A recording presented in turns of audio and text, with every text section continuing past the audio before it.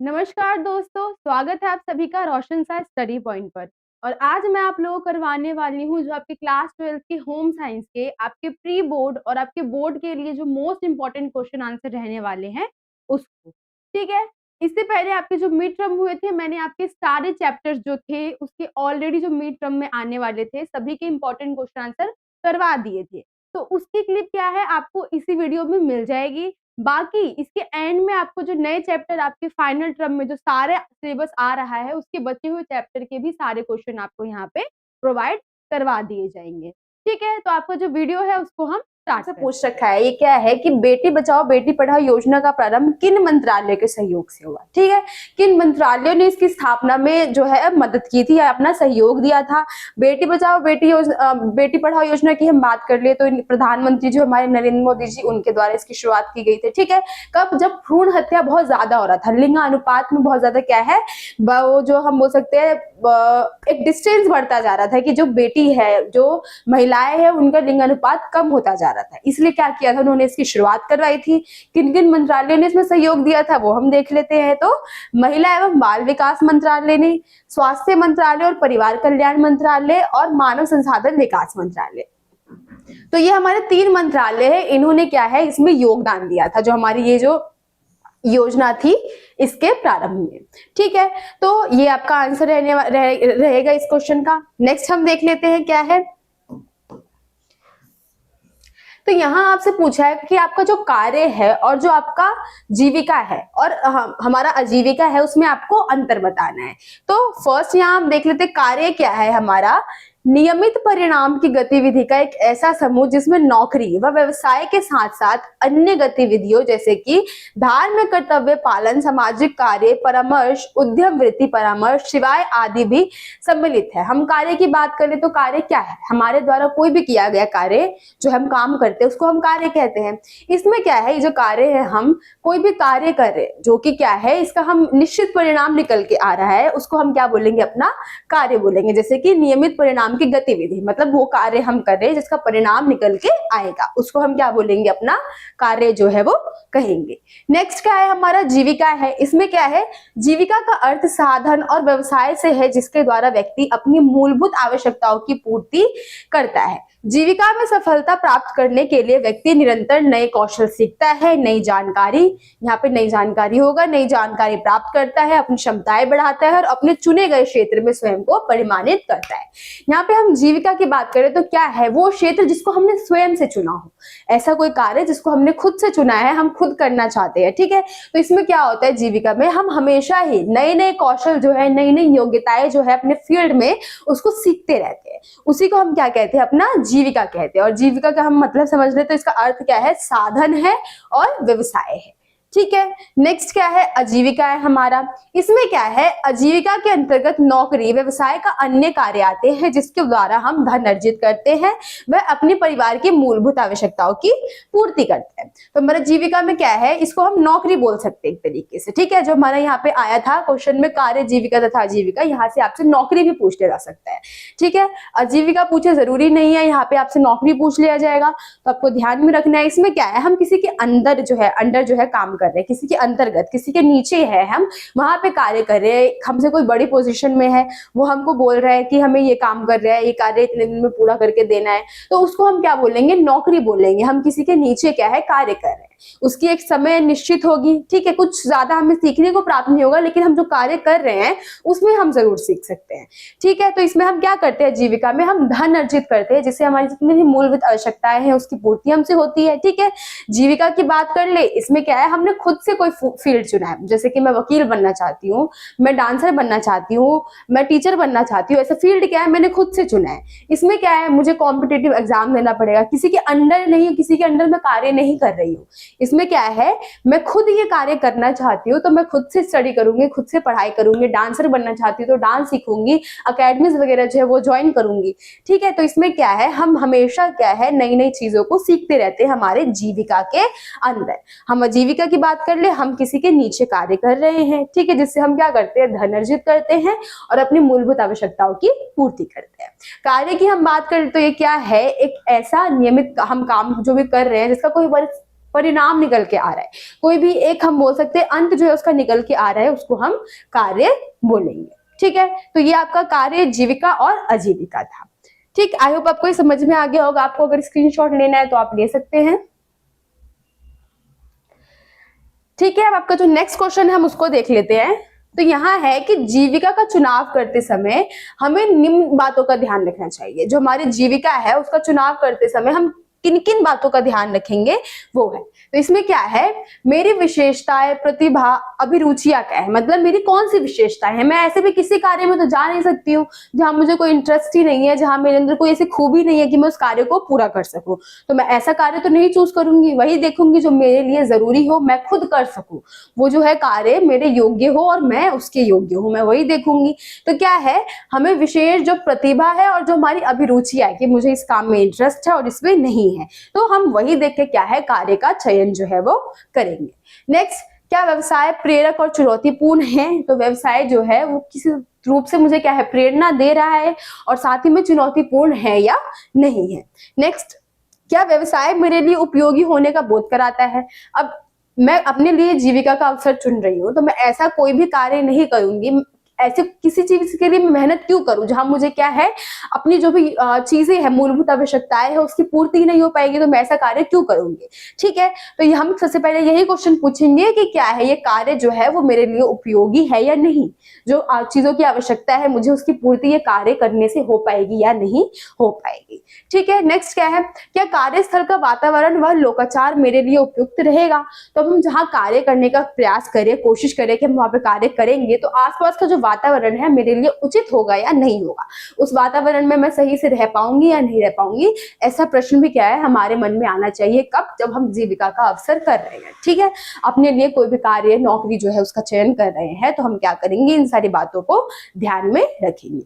ठीक है, नेक्स्ट हम देख लेते हैं। तो यहाँ क्या है आपका एग्रोनॉमिक्स, जो आपका सुकार्यकी है उसकी परिभाषा आपको देनी है। ठीक है, तो ये क्या है हमारे सुकार्यकी। एग्रोनॉमिक्स दो ग्रीक शब्द से मिलकर बना है, जिसमें हमारा एग्रो क्या है, काम है, और नॉमिक्स क्या है, प्रकृति। ठीक है, हम जो भी कार्य प्रकृति के नियम के साथ जो कर रहे हैं उसको ही हम एग्रोनॉमिक्स कहेंगे, जो कि जिसमें क्या है हमारे सुकार्यकी में ये हमारे जो मशीन है और जो हमारा विज्ञान है उसका सामंजस्य है। इसको मैं इजी लैंग्वेज में आपको बोलूँ तो। ठीक है, बाकी आपको डीपली एक्सप्लेनेशन आ जाए, आपसे ज्यादा मार्क्स में पूछ रहे तो आप इस तरीके से बता सकते हैं कि ये ग्रीक भाषा का शब्द है, जिसका एग्रो का मतलब क्या है, हमारा कार्य है, और नॉमिक्स का मतलब है प्रकृति के नियम। इसे मानव कारक अभियांत्रिक जो है हमारा ह्यूमन फैक्टर्स इंजीनियरिंग भी कहा जाता है। इसको हम क्या कहते हैं, इसे मानव कारक होगा यहाँ पे, मानव कारक अभियांत्रिक। ठीक है, ह्यूमन फैक्टर्स इंजीनियरिंग भी कहा जाता है। हमारा जो एग्रोनॉमिक्स है हम इसको ये भी बोलते हैं। ठीक है,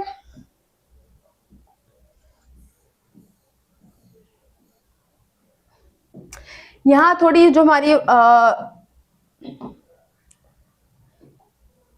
यहाँ पे थोड़ी मिस्टेक हो गई है। यहाँ पे क्या आएगा कि इसे हम मानव और जो हमारा मशीन है, मतलब मशीन और विज्ञान है, उसका सामंजस्य कहा जाता है इसको। यहाँ पे ये लाइन थी तो इसको आप काट दीजिए, ये गलत हो चुका है। ठीक है, ये नहीं पढ़ना है आपको। तो इसकी हम बात कर ले, जहां पर हमारा एग्रोनॉमिक्स है इसकी हम बात कर ले, तो इसमें क्या है कि इसको हम इजी में बोल देते हैं। तो ये आपको जो बुक की एक्सप्लेनेशन है ये भी आपको याद कर लेनी है, क्योंकि ये ज्यादा जरूरी है। बाकी अगर आपसे ऐसे ही पूछ लिया जाए तो इसमें क्या बोल सकते हैं आप, इसके तत्वों की बात कर सकते हैं, साथ ही में आप क्या बता सकते हैं कि हमारा एग्रोनॉमिक्स क्या है। मैंने बता दिया कि हमारा विज्ञान और मशीन का सामंजस्य है। ये क्या करता है, जो हमारे काम करने वाले मजदूर है उनकी क्या है उपयोगिता के अनुसार ही जो मशीन वगैरह है उसका निर्माण होता है, किस तरीके से अच्छा कार्य जो है इससे हो सके। ठीक है, तो ये हमारे एग्रोनॉमिक्स में आ जाएगा। नेक्स्ट हम देख लेते हैं। तो यहाँ क्या पूछा गया आपसे कि विकास संचार में रेडियो तथा टेलीविजन का क्या महत्व है। अब रेडियो और टेलीविजन की बात कर ले तो एक बहुत ही हम बोल सकते हैं आम सी चीजें हैं, हर घर में पाई जाती है। हम फोन में बात कर ले तो रेडियो तो हमें प्राप्त हो ही जाता है। ठीक है, टेलीविजन की बात कर ले, हर फोन में तो रेडियो हमें मिलता ही है। टेलीविजन आजकल तो हर जगह क्या है, टैब वगैरह रहने लग गया, टेलीविजन है, ये सारी चीजें क्या है मिल ही जाती है। तो आपको क्या है रेडियो तथा टेलीविजन का क्या वो है, लाभ है, महत्व है, वो आपको बताना है।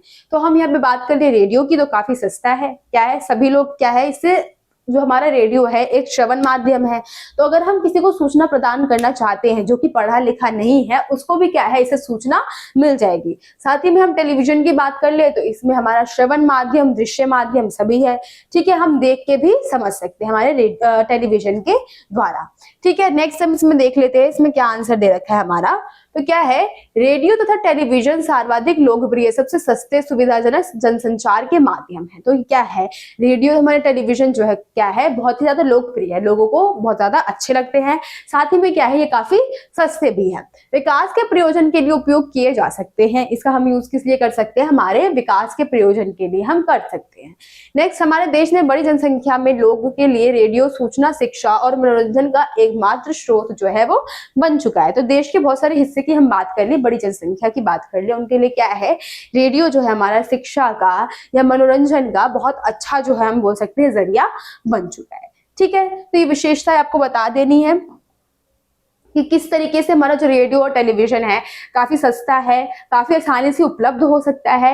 लोग क्या है, इससे मनोरंजन भी ले सकते हैं, साथ ही में शिक्षा भी प्राप्त कर सकते हैं, और जो सूचनाएं हैं, बहुत महत्वपूर्ण सूचनाएं हैं, वो भी हमें क्या है, इनसे प्राप्त हो जाती है। सभी लोग इसको आसानी से समझ सकते हैं, सभी लोग आसानी से इसको अपने पास उपलब्ध करवा सकते हैं। ठीक है, ये पॉइंट्स क्या है आपको इसमें ऐड कर देने हैं। नेक्स्ट हम देख लेते हैं आपका क्वेश्चन। तो यहाँ जो आपका क्वेश्चन है कि अपनी बड़ी बहन को सूचना संचार विद्युत का अर्थ समझाइए और इसके 2 लाभ लिखिए। अब यहाँ पे क्या है, आपको बताना है कि जो हमारा सूचना संचार है उसकी आपको जो विशेषता है अपनी बहन को बतानी है। मेन क्वेश्चन में क्या है, हमें यही देखना है कि इसमें सूचना संचार विद्युत के बारे में हमें बताना है, इसके महत्व के बारे में बताना है। बस यहाँ पे क्या है, नाम या फिर कोई पर्सन है उसको ऐड कर दिया गया है। इसी टाइप के क्वेश्चन क्या है आपको मोस्टली देखने को मिल जाएंगे। यहाँ हम देख लेते हैं क्या है, सूचना एवं संचार प्रौद्योगिकी का एक ऐसा समान विदेश शब्द है जिसमें कंप्यूटर का हार्डवेयर, सॉफ्टवेयर, अंकित प्रशासन तथा दूर संरक्षण प्रौद्योगिकी किया जाता है, जैसे रेडियो, टेलीविजन, मोबाइल फोन आदि सम्मिलित है। तो इसमें क्या है, एक सूचना संचार का हम ऐसा बोल सकते हैं कि हम समझ से है, योग है, जिसमें सभी संचार के माध्यम मिले हुए हैं, जैसे कि हम कंप्यूटर के हार्डवेयर की बात कर ले, सॉफ्टवेयर की बात कर ले, या फिर अन्य हमारे रेडियो हो गया, टीवी हो गया, इन सब की बात कर ले, मोबाइल फोन हो गया। यहाँ पे क्या है, सभी लोग मतलब हमारे जो ये उपकरण है आपस में मिले हुए हैं, उसी को हम क्या बोल रहे हैं, विद्युत, सूचना संचार विद्युत। मतलब कि हमें एक तरीके से इसमें जितने भी संचार के माध्यम है जो कि क्या है, हमें पता चल रहा है कि जिनसे संचार माध्यम सूचनाएं वगैरह प्राप्त हो रही हैं, जिनसे हमें मनोरंजन का क्षेत्र जो है हमें प्राप्त हो रहा है, ये सारी चीजें क्या है हमें एक ही जगह पे मिल रही है, उसको हम क्या बोल रहे हैं, जिसमें ये सभी प्रकार के जो उपकरण है वो आ रहे हैं। जैसे कि हम यहाँ पे बात कर चुके हैं, कंप्यूटर हो गया, सॉफ्टवेयर हो गया, इसके हार्डवेयर हो गया, रेडियो, टेलीविजन, मोबाइल, ये क्या है इसके अंदर ही सम्मिलित है। ये सारे क्या है हमारे सूचना संचार विद्युत के अंदर ही आते हैं। मेनली आपको बताने का मतलब यही था कि ये जो जितने भी उपकरण आपने पढ़ लिए ये हमारे किस में आते हैं, सूचना संचार विद्युत प्रौद्योगिकी में आते हैं। नेक्स्ट क्या है, आज सूचना प्रौद्योगिकी का उपयोग विकास संचार का एक सक्रिय उपकरण बन गया है। तो क्या है, मतलब सक्रिय क्या है, डेली लाइफ में हम इसका यूज करते हैं। नेक्स्ट, ई गवर्नेंस टिकाऊ समावेशी विकास के उत्प्रेक्षण की भूमिका निभा सकता है। ठीक है, सूचना संचार प्रौद्योगिकी का उपयोग व्यक्तियों को सूचना या जानकारी प्रदान करने के लिए किया जाता है। अब क्या है, हम इसमें संचार की बात करें तो ऑब्वियस सी बात है हमें सूचना प्राप्त होगी किसी तरीके से, तो ये किस लिए काम आता है, हमारे ये जो प्रौद्योगिकी है व्यक्तियों को सूचना या जानकारी देने के काम में आता है। नेक्स्ट क्या है, इस जिससे प्रभाव से कृषि, स्वास्थ्य, शिक्षा जैसे अनेक क्षेत्र में पहले के मुकाबले काफी बदलाव देखने को मिल गए हैं।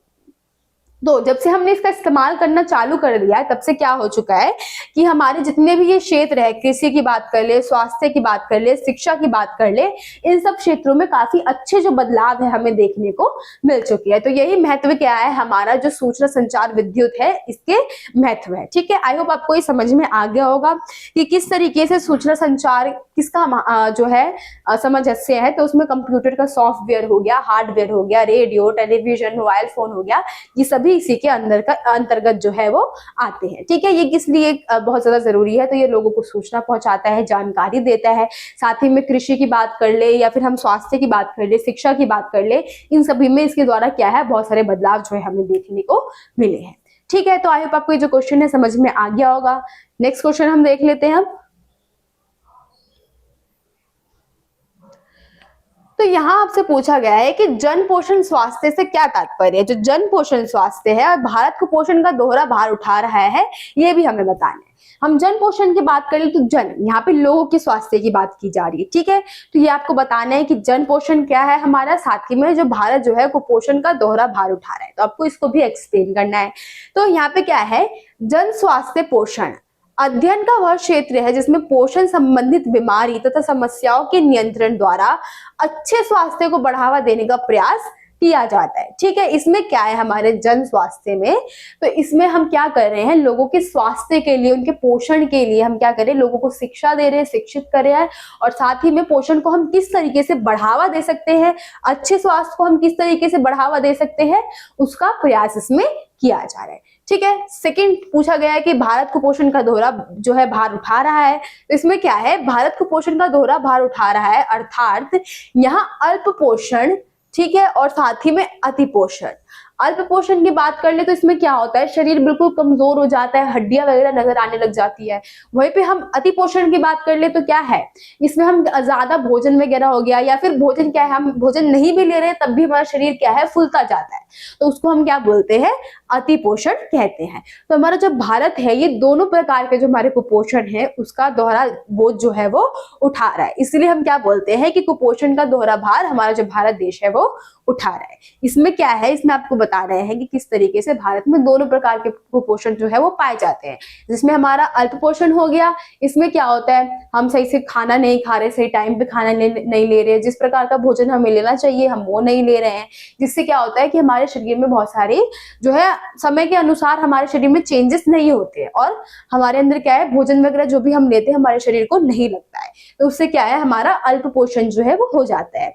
और सेकंड क्या है, अति पोषण, तो जिसमें हम क्या कर रहे हैं, आहार नियमित मात्रा से भी ज्यादा ले रहे हैं, जितना हमें लेना चाहिए उससे भी हम ज्यादा क्या है वो भोजन ले रहे हैं, या फिर हमारे शरीर को भोजन बहुत ज्यादा लग रहा है, तो उससे क्या है, हमारा जो अति पोषण है वो हो जाता है। इसको हम मोटापा भी बोल सकते हैं, ठीक है। तो हमारा भारत क्या है, ये दोनों प्रकार की जो बीमारी है इससे जूझ रहा है। यही आपका क्या है, इस क्वेश्चन का आंसर था। आई होप आपको जो क्वेश्चन है समझ में आ गया होगा। नेक्स्ट क्वेश्चन हम देख लेते हैं। तो यहाँ आपसे पूछा गया है कि रोगी को भोजन देने का कौन सा तरीका जो है सबसे सही है, कौन से दो तरीके हैं आपको बताने हैं जो कि सही है, ठीक है। तो क्या है, इसमें हम देख लेते हैं चिकित्सीय पोषण देने के दो तरीके आपको यहाँ पे नीचे बता रखे हैं, उसको हम समझ लेते हैं। तो फर्स्ट है आपका नली द्वारा भोजन कराना। तो इसमें क्या है, नली द्वारा भोजन खिलाने में पोषण युक्त संपूर्ण भोजन नली द्वारा रोगी को दिया जाता है। अब यहाँ पे हम नली की बात कर ले तो इसके द्वारा क्या किया जाता है, जो रोगी है उसको भोजन जो है दिया जाता है, ठीक है। जितने भी पोषण पदार्थ है उसको नली द्वारा ही जो शरीर के अंदर भोजन है वो पहुंचाया जाता है। यह उन व्यक्तियों को दिया जाता है जिनके पाचन तंत्र ठीक से काम नहीं कर रहा है, लेकिन किसी कारण से वे अपनी पोषण संबंधी जरूरतों को पूरा करने के लिए पर्याप्त नहीं खा सकते हैं, ठीक है। तो ये उन व्यक्तियों को दिया जाता है जिनके शरीर में क्या है, उनका पाचन तंत्र जो है वो ठीक से कार्य नहीं कर रहा, लेकिन वो क्या है, भोजन मुंह के द्वारा भोजन क्या है नहीं ले सकते, अपना जो पोषण है उसको प्राप्त नहीं कर सकते, इसलिए क्या है उनको भोजन कहाँ से दिया जाता है, नली द्वारा जो है वो दिया जाता है, ठीक है। नेक्स्ट यहाँ आपको बता रखा है अंतःशिरा से भोजन देना। तो इसमें क्या है, इससे रोगी को पोषण विशेष विलियों के रूप में दिया जाता है। ये तरल पदार्थ युक्त पानी, ग्लूकोज, खनिज, विटामिन आदि को रोगी की आवश्यकता अनुसार रोगी को पोषित किया जाता है, ठीक है। तो इसमें हम क्या कर रहे हैं, नस के द्वारा जो है वो दे रहे, जैसे आप देखते हैं ना ग्लूकोज चढ़ाते हैं, पानी चढ़ाते हैं, ब्लड चढ़ाते हैं, अगर कोई पूरी अच्छी स्थिति में नहीं होता है तो क्या करते हैं, उन्हें ड्रॉप द्वारा ही क्या है मरीज जो होते हैं उनको भोजन देते हैं। जब हम ना नली के द्वारा उनको भोजन दे सकते हैं, ना ही हम मुंह के द्वारा उनको भोजन दे सकते हैं, हम क्या करते हैं, जो नस द्वारा होती है उनको क्या है खाना जो है उनके शरीर के अंदर पहुंचाया जाता है, जब क्या है जो हमारा रोगी है वो पूर्ण रूप से भोजन ग्रहण करने में असक्षम होता है, तो ठीक है। तो उसी को हम क्या कहते हैं, अंतःशिरा से भोजन देना। इसमें क्या है, नस में ड्रिप के माध्यम से इसको हम देते हैं, ठीक है। तो किस किस प्रकार की इसमें हम चीजें दे सकते हैं, पानी युक्त जो भी पदार्थ हो गया, जो कि तरल पदार्थ होता है वही हम दे सकते हैं नस के द्वारा। तो हम क्या करते हैं, जितने भी हमारे प्रोटीन या फिर पोषण के तत्व होते हैं उसको हम अपनी जो नस होती है उसके द्वारा ही देते हैं, ठीक है।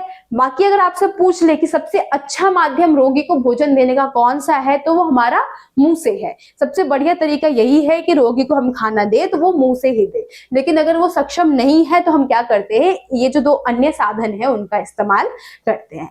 ठीक है, तो आई होप आपको ये क्वेश्चन समझ में आ गया होगा। नेक्स्ट हम देख लेते हैं।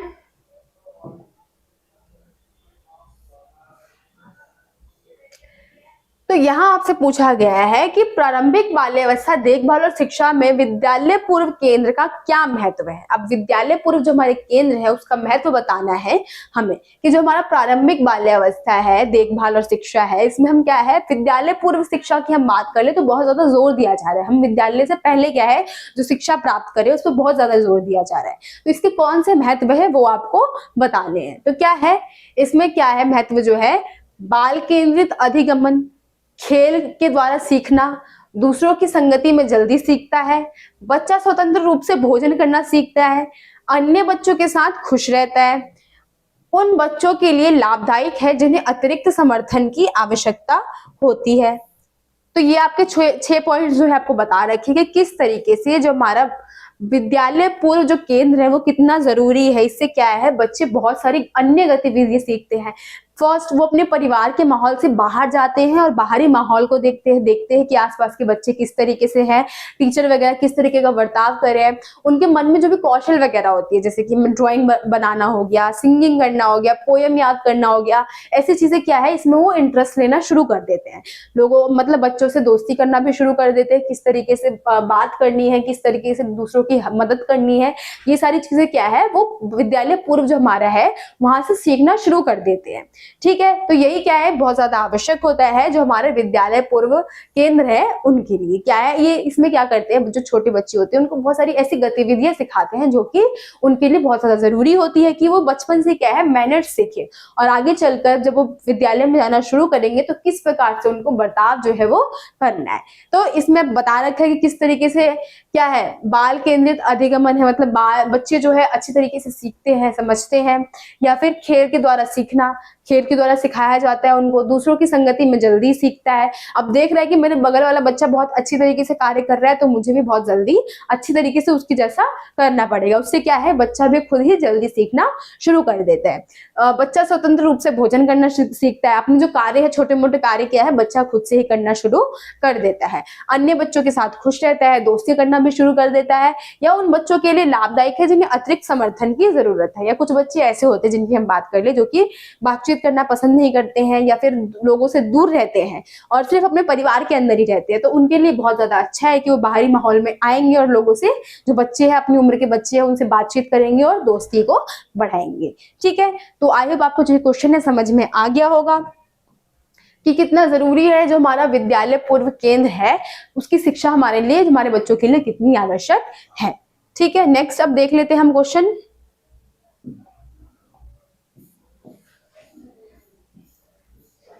तो यहाँ पे पूछा गया कि स्वीकार्यता से आप क्या समझते हैं। इसकी हमारे दैनिक जीवन में 2 आवश्यकताएं जो है आपको बतानी है। एग्रोनॉमिक्स वाला क्वेश्चन आ चुका है इसमें कि स्वीकार्यता से हम क्या समझते हैं। तो ये क्या है, स्वीकार्यता मनुष्य तथा उसके द्वारा उपयोग किए जाने वाले उपकरणों या मशीनों और कार्य का परिवेश के बीच का संबंध है। अब स्वीकार्यता क्या है, जो मनुष्य है और साथ ही में जो मशीन है, जैसे कि कोई एक स्थान की हम बात कर ले जहां मशीन और जो हमारे मनुष्य है साथ में कार्य कर रहे हैं, तो क्या है ये उन्हीं का सामंजस्य है, किस तरीके से मशीन और मनुष्य को साथ में कार्य करना है। ठीक है, वही इसमें रखा गया कि किस तरीके से स्वीकार्यता क्या है, मनुष्य है तथा उनके द्वारा उपयोग किए जाने वाले जितने भी उपकरण है, मशीन है, उनके कार्य के परिवेश के बीच का संबंध है, किस प्रकार से दोनों कार्य जो है वो कर रहे हैं, उसी के परिवेश का संबंध क्या है, हमारा स्वीकार्यता जो है वो है। सामंजस्य की हम बात कर ले, हम वो भी बोल सकते हैं, सामंजस्य वर्ड आ जाए तब भी आपको ये याद रखना है यही आएगा, संबंध की बात कर ले यही आएगा। ठीक है, सहयोग की बात कर ले तब भी इसमें यही आएगा। ठीक है, नेक्स्ट इसमें क्या है, हमारे दैनिक जीवन में कौन सी आवश्यकताएं हैं वो हम देख लेते हैं।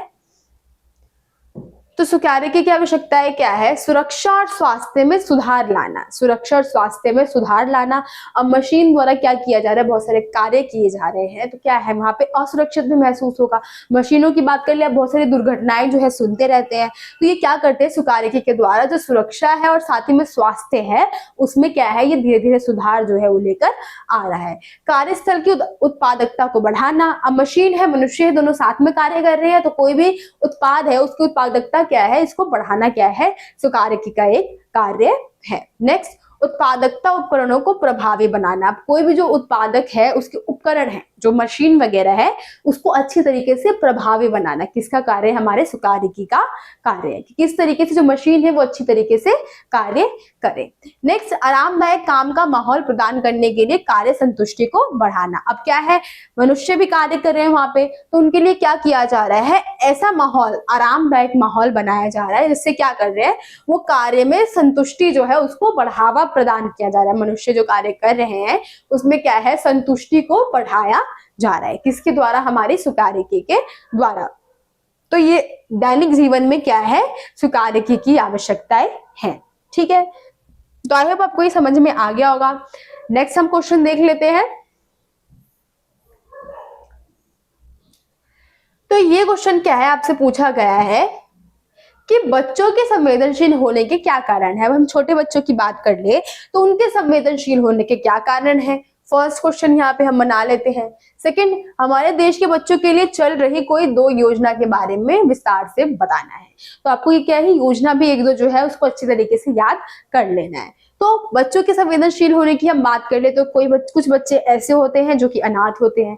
रोड पे आप देखते हैं बच्चे लोग कुछ होते हैं जो चोरी की चकारी है वो करना शुरू कर देते हैं, उनको भी हम संवेदनशील समूह में रखते हैं। साथ ही में कुछ ऐसी हम बच्चों की बात कर ले, महिलाओं की बात कर ले, मतलब जो बच्चियां होती है, बालिकाएं होती है, उनकी बात कर ले जिनके साथ गलत व्यवहार किया जाता है या ऐसा कुछ, मतलब माहौल क्या है, उनको ठीक माहौल प्राप्त नहीं होता है अपने घर के अंदर, तो क्या है, उन बच्चों को भी हम संवेदनशील की कैटेगरी में रखते हैं। तो ये बच्चे इसी प्रकार से संवेदनशील होते हैं। कुछ बच्चे क्या है, चोरी चकारी कर रहे हैं, कम उम्र में उन्होंने यही सीख लिया, तो उनको लिए क्या किया जाता है, उनको एक अलग हम बोल सकते हैं बाल गृह होता है उसमें रखा जाता है, जहाँ पे उनको क्या है, लोगों के साथ बर्ताव करना, बातचीत करना, ये सारी चीजें सिखाई जाती है।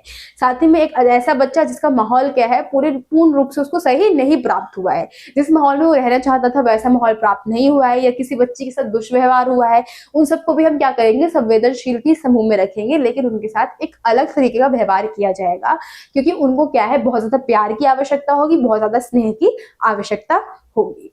ठीक है, तो क्या है, बच्चों के संवेदनशील होने के कौन से कारण है। बाल्यावस्था सभी क्षेत्रों में तीव्र विकास की अवधि होती है। ठीक है, हम बचपन से सीखना शुरू करते हैं, तो सबसे ज्यादा हम कब सीखते हैं, अपने बचपन के समय में ही सीखते हैं। बच्चों की भोजन, आवास, स्वास्थ्य देखभाल, प्रेम, पालन, प्रोत्साहन की आवश्यकताओं को समग्र रूप से पूरा किया जाना है, पर बच्चे प्रतिकूल प्रभाव पड़ता है, नहीं तो बच्चे संवेदनशील हो जाते हैं। ठीक है, अब बच्चों को क्या है, बहुत सारी चीजों की आवश्यकता होती है, जैसे कि प्यार की हम बात कर ले, भोजन की, स्वास्थ्य की, देखभाल की, इन सब की आवश्यकता हर बच्चे को होती है।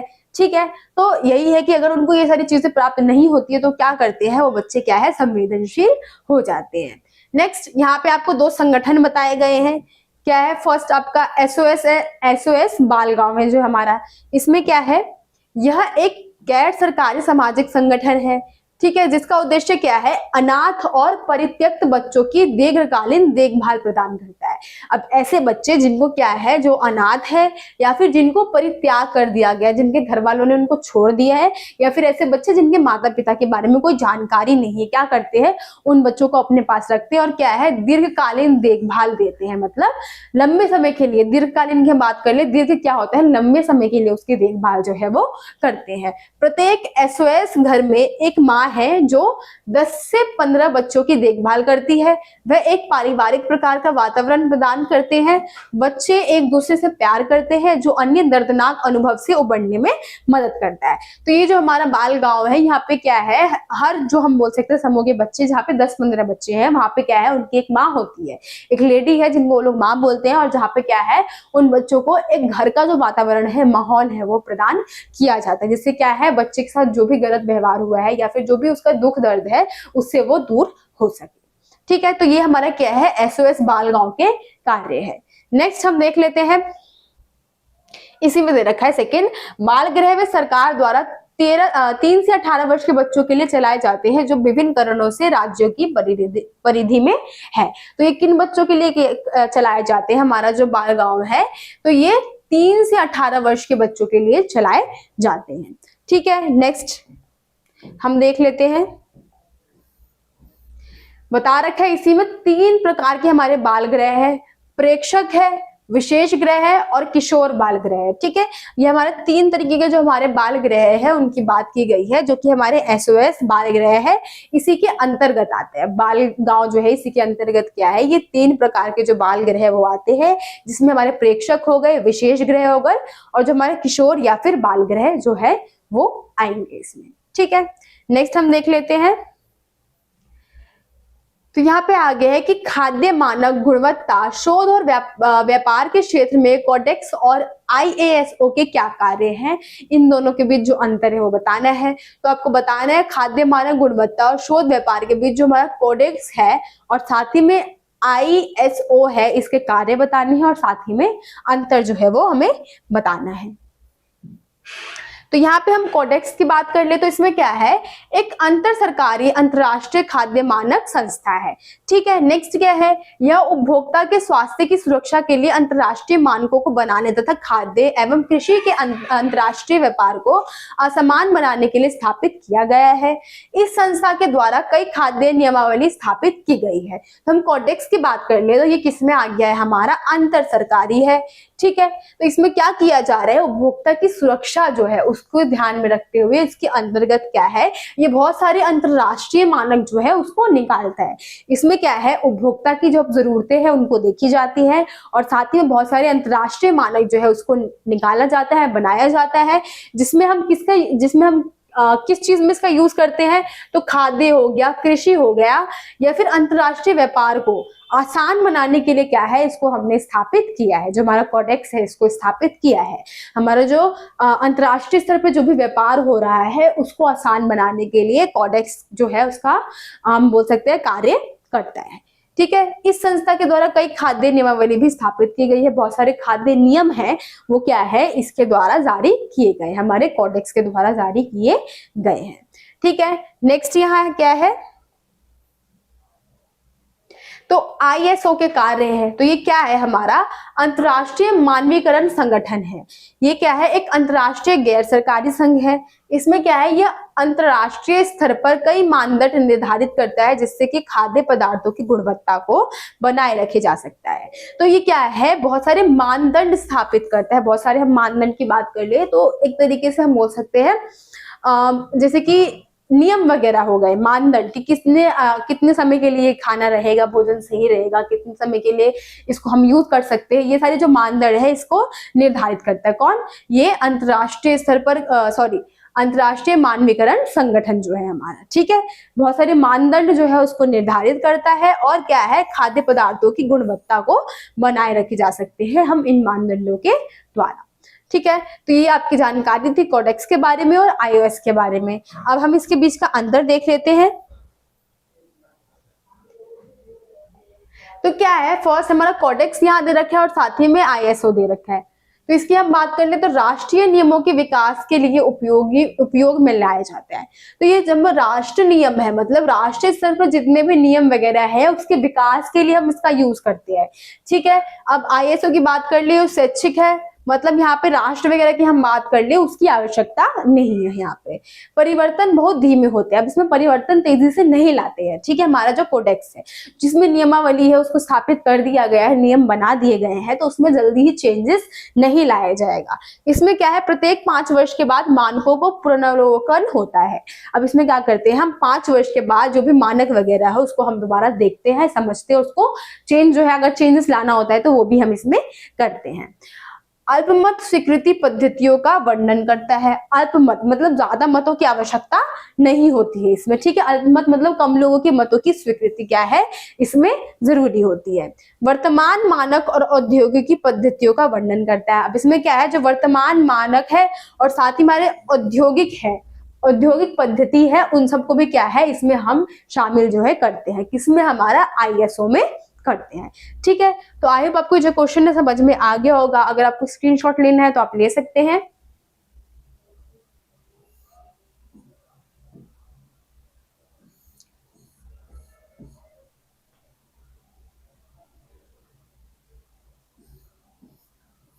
अब आपको जो नेक्स्ट क्वेश्चन हम देख लेते हैं, तो यहाँ आपसे पूछा गया कि अभियान क्या है, अभियान के बारे में पूछा और साथ ही में विकास संचार के कोई 2 अन्य माध्यम बताइए और कोविड व्यवहार पर एक स्लोगन तैयार करना है।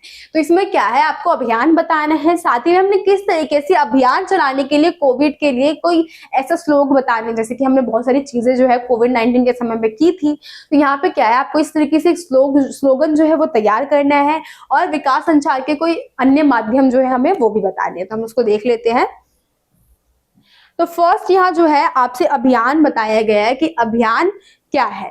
तो अभियान में हम देख लेते हैं, तो यहाँ हम अभियान की बात कर ले तो मोस्टली हम अभियान से क्या समझते हैं कि अभियान क्या है, हम किसी भी कार्य को पूरा करने के लिए क्या कर रहे हैं, किसी तरीके की मुहिम चला रहे हैं, उसको हम अभियान बोल सकते हैं। तो यहाँ हम अभियान की डेफिनेशन देख सकते हैं, क्या है यहाँ पे कि बैठकों, लेखों में लिखित सामग्री के वितरण या प्रदर्शनी द्वारा किसी विशेष उद्देश्य के लिए प्रयास किया करना अभियान कहलाता है।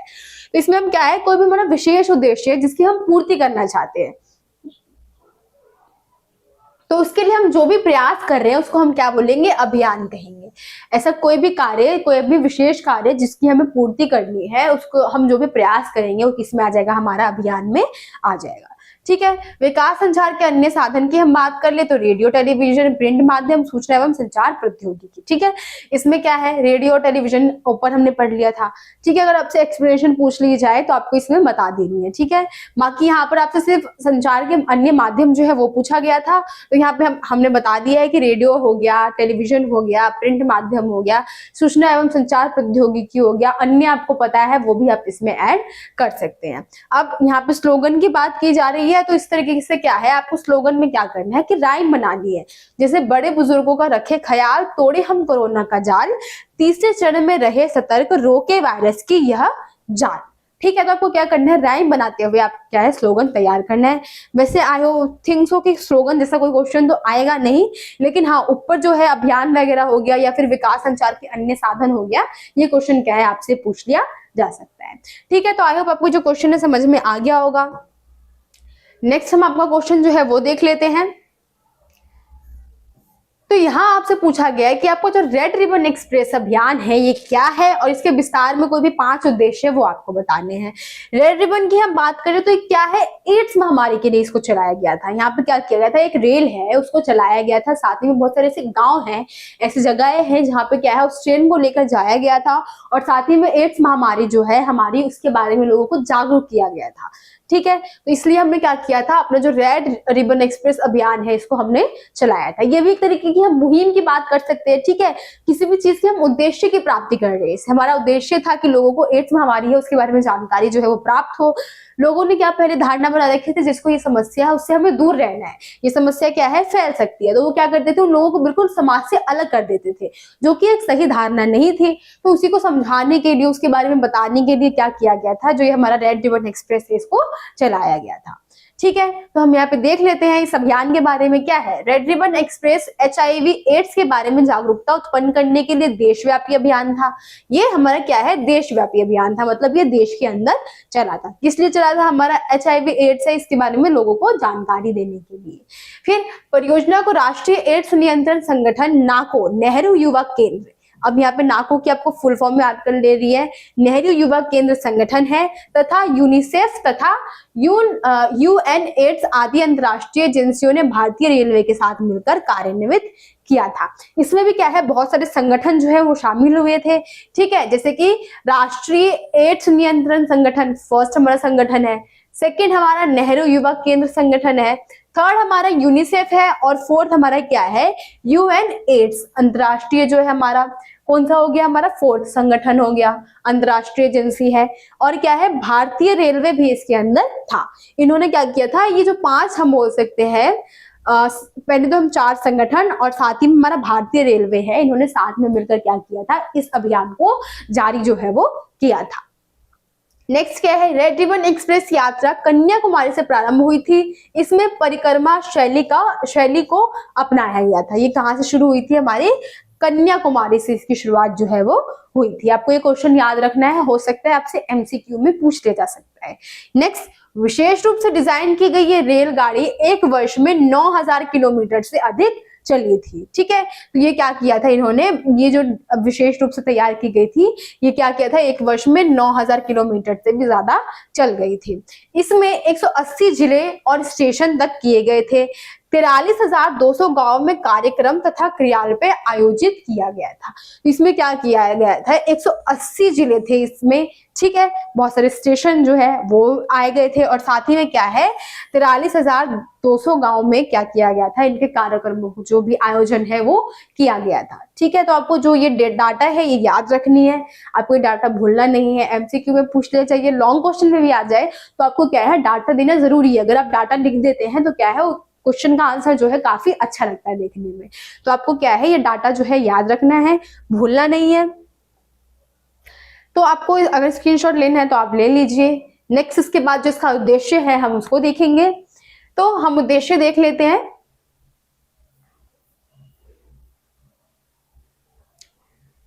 तो क्या है इसमें, फर्स्ट इसके उद्देश्य की हम बात कर ले तो लोगों में एड्स के प्रति जागरूकता उत्पन्न करना। फर्स्ट तो अब क्या है, एड्स के बारे में ये जानकारी देने के लिए चालू किया गया था, तो आप फर्स्ट पॉइंट डाल सकते हैं कि क्या है, लोगों को इसके प्रति जो जागरूकता है वो बतानी थी।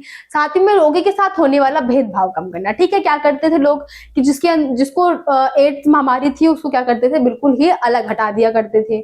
तो ये जो भेदभाव था उसको भी खत्म करना था। फिर प्राथमिक निवारण सेवाओं की जानकारी देना, हम किस तरीके से शुरुआती दौर में ही इसको जो है, जो ये समस्या है इसको कम कर सकते हैं, किस रूप से इसकी गति को धीमी कर सकते हैं, उसके बारे में जानकारी देना। साथ ही बीमारी से रोकथाम के बारे में बताना, किस तरीके से जो एड्स महामारी है इसको हम कम कर सकते हैं, रोक सकते हैं, उसके बारे में लोगों को जानकारी देना।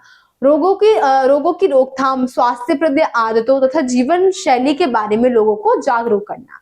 इसमें क्या किया जा रहा था, रोगों की रोकथाम, किस तरीके से हम इसको कम कर सकते हैं, खत्म कर सकते हैं। साथ ही में स्वास्थ्यप्रद आदतें तथा जीवन शैली, मतलब कुछ इस प्रकार की आदतें कि आपको साफ सफाई से रहना है, हमेशा आसपास जो है साफ सफाई का माहौल रखना है, इस तरीके से दिनचर्या रखनी है। ये सारी जानकारी क्या है, हमारी जो एड्स जो हमारा अभियान था, रेड रिबन एक्सप्रेस था, इसके द्वारा लोगों को समझाया गया था। ठीक है, तो आई होप आपको जो क्वेश्चन है समझ में आ गया होगा। बहुत ज्यादा इंपॉर्टेंट क्वेश्चन है, तो आपको ये अच्छी तरीके से कर लेना है। नेक्स्ट हम देख लेते हैं क्या है क्वेश्चन नंबर 16 आपका, कि आज के सूचना प्रधान समाज को जागरूक, संवेदनशीलता, शिक्षा और आम जनता को सशक्त बनाने के लिए संचार एवं विस्तार के अनुशासन की आवश्यकता है। ठीक है, तो इसमें क्वेश्चन को हम पहले समझ लेते हैं। इसमें क्या है कि आज जो है हमारा सूचना प्रधान समाज है, मतलब लोगों को बहुत ज्यादा जरूरी है सूचना के लिए। लोग हमेशा तैयार रहते हैं कि कोई भी खबर हो उनको जल्दी से जल्दी प्राप्त हो जाए। ठीक है, तो हमारा जो हम आज के समय में क्या है, सूचना प्रधान समाज है।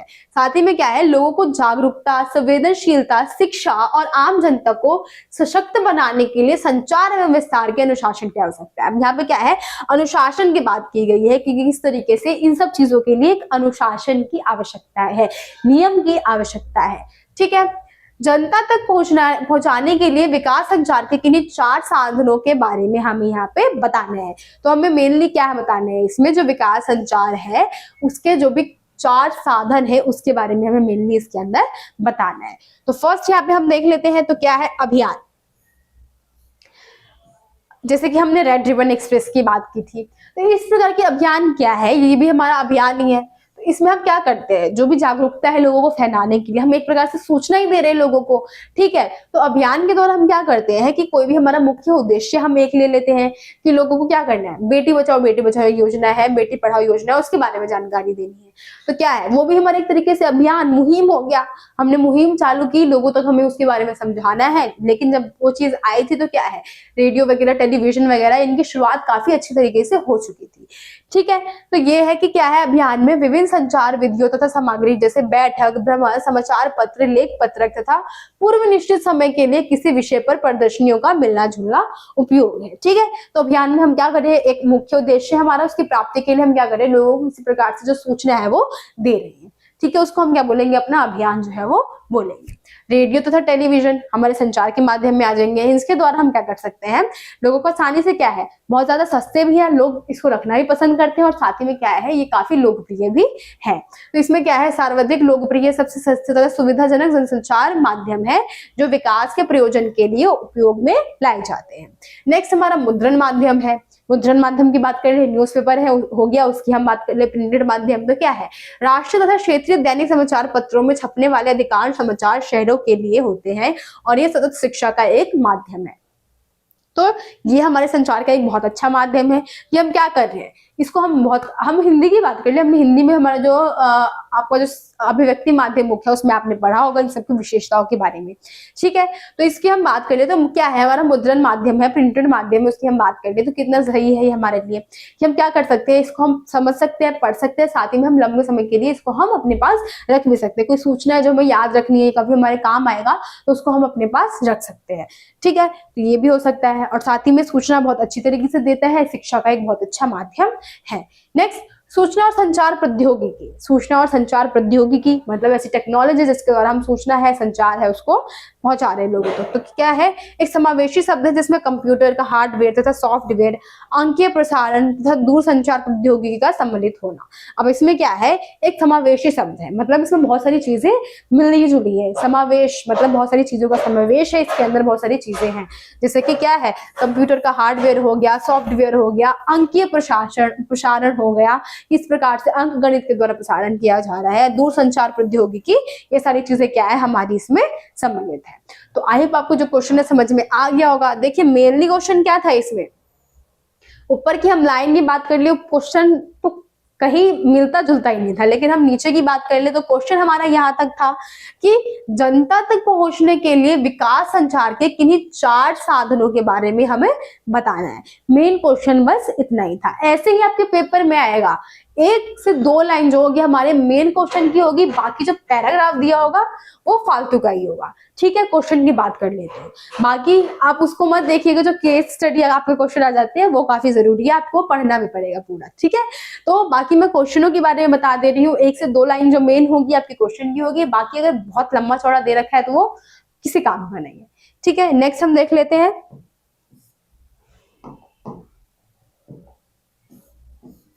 तो ये क्वेश्चन में अगर आपको स्क्रीनशॉट लेना है तो आप ले सकते हैं।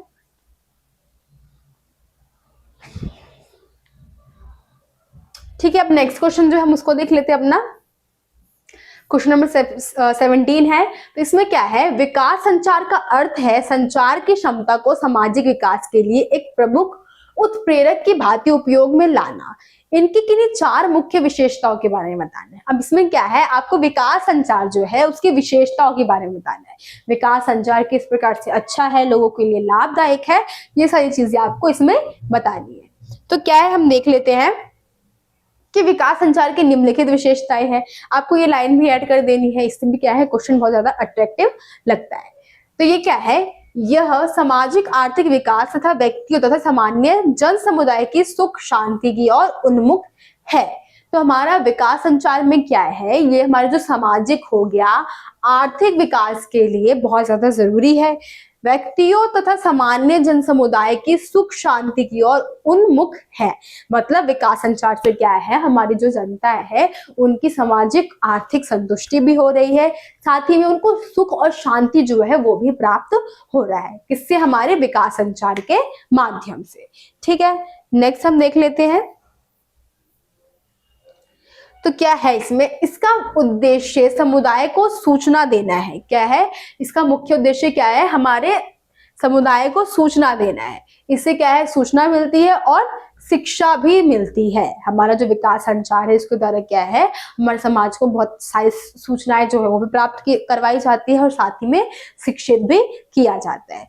नेक्स्ट, अधिक प्रभाव के लिए एक उन्मुक्त हमारा है, उपयुक्त है, हमारा अधिक प्रभाव के लिए एक उपयुक्त जनसंचार साधनों तथा अंतर व्यक्तित्व संचार चैनलों को जोड़ता है, ठीक है। तो इसमें क्या है कि हमें ज्यादा प्रभावी बनाने के लिए हम देखते हैं बहुत सारे ऐसे चैनल जो है आपस में जुड़ जाते हैं, जिससे हमें सूचना भी प्राप्त हो और हमें शिक्षा भी मिल सके, ठीक है। यह श्रोताओं की विशिष्टताओं तथा उनके परिवेश पर आधारित होती है। अब जो सुनने वाले हैं उनके लिए क्या है, उनका विशेष ध्यान इसमें रखा जाता है हमारे विकास संचार में। ठीक है, तो ये आपको विशेषताएं जो आपको बतानी थी, मतलब हमारे जो संचार के माध्यम है आपको उनकी विशेषताएं बता देनी थी, किस तरीके से उनसे मनोरंजन भी प्राप्त होता है, शिक्षा भी प्राप्त होती है, सूचना भी प्राप्त होती है। क्या करते हैं, लोगों को जागरूक बनाते हैं, बहुत सारी ऐसी बातें जिससे लोग अवगत नहीं होते उससे लोगों को अवगत करवाते हैं। ठीक है, इसमें क्या किया जाता है, जो श्रोताएं हैं उनको विशिष्ट रखा जाता है। इस प्रकार के हम बोल सकते हैं बातों को नहीं लाया जाता जो समाज में गलत वो एक गलत छाप छोड़े, अच्छी बातों को लोगों को बताया जाता है। देश की जानकारी हो गई, विदेश की जानकारी हो गई, ये सारी चीजें क्या है लोगों के सामने रखा जाता है। ये सारी विशेषताएं क्या है आपको मेनली इसमें बतानी थी। ठीक है, तो आई होप आपको जो ये क्वेश्चन है समझ में आ गया होगा। आपका जो नेक्स्ट क्वेश्चन है हम उसको देख लेते हैं।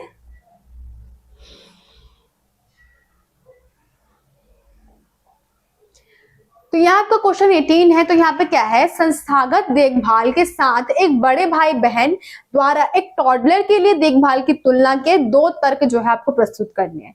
तो इस क्वेश्चन में आपसे मेनली क्या पूछा गया कि किस तरीके से संस्थागत देखभाल, मतलब हम क्रेंच वगैरह की बात कर ले या जहाँ बच्चों को रखा जाता है उसकी बात कर ले, और साथ ही में जो बड़े भाई बहन है उनके द्वारा जो एक बच्चे की देखभाल की जा रही है, उन दोनों में आपको अंतर बताना है कि एक संस्था है उसके द्वारा किस तरीके से बच्चों की देखभाल की जा रही है, और साथ ही में घर में जो बड़े भाई बहन हैं उनके द्वारा किस प्रकार से जो बच्चों की देखभाल है वो की जा रही है। तो क्या है, बड़े भाई बहन के द्वारा यहाँ दिया गया है और साथ ही में संस्थागत देखभाल। तो इसमें क्या है, छोटे बच्चे की देखभाल करने के लिए बड़े भाई बहन अच्छी तरह से प्रशिक्षित, अनुभवी और इतने बड़े नहीं है। अब हम भाई बहन की बात कर ले, कितने भी एज में बड़े हो, लेकिन क्या है वो उतनी अच्छी तरीके से देखभाल नहीं कर पाएंगे जितनी अच्छी तरीके से माता पिता या फिर घर के जो बड़े हैं और साथ ही में जो हमारे संस्थागत देखभाल वाले हैं।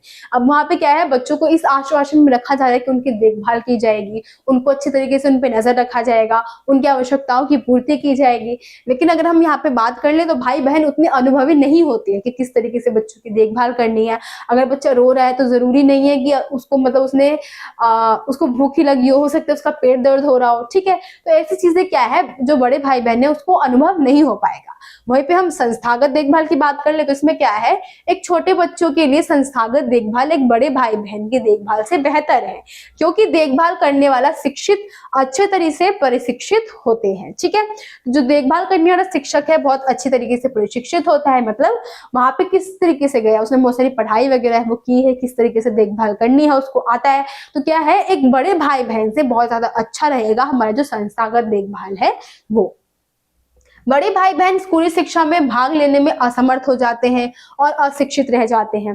अब यहाँ पे उनकी हम बात करें जिनके जो मदर फादर है दोनों ही क्या करते हैं, घर से बाहर जाकर कार्य करते हैं, और वहां पे क्या है, एक बड़ा भाई है और साथ ही में एक छोटा बेबी भी है।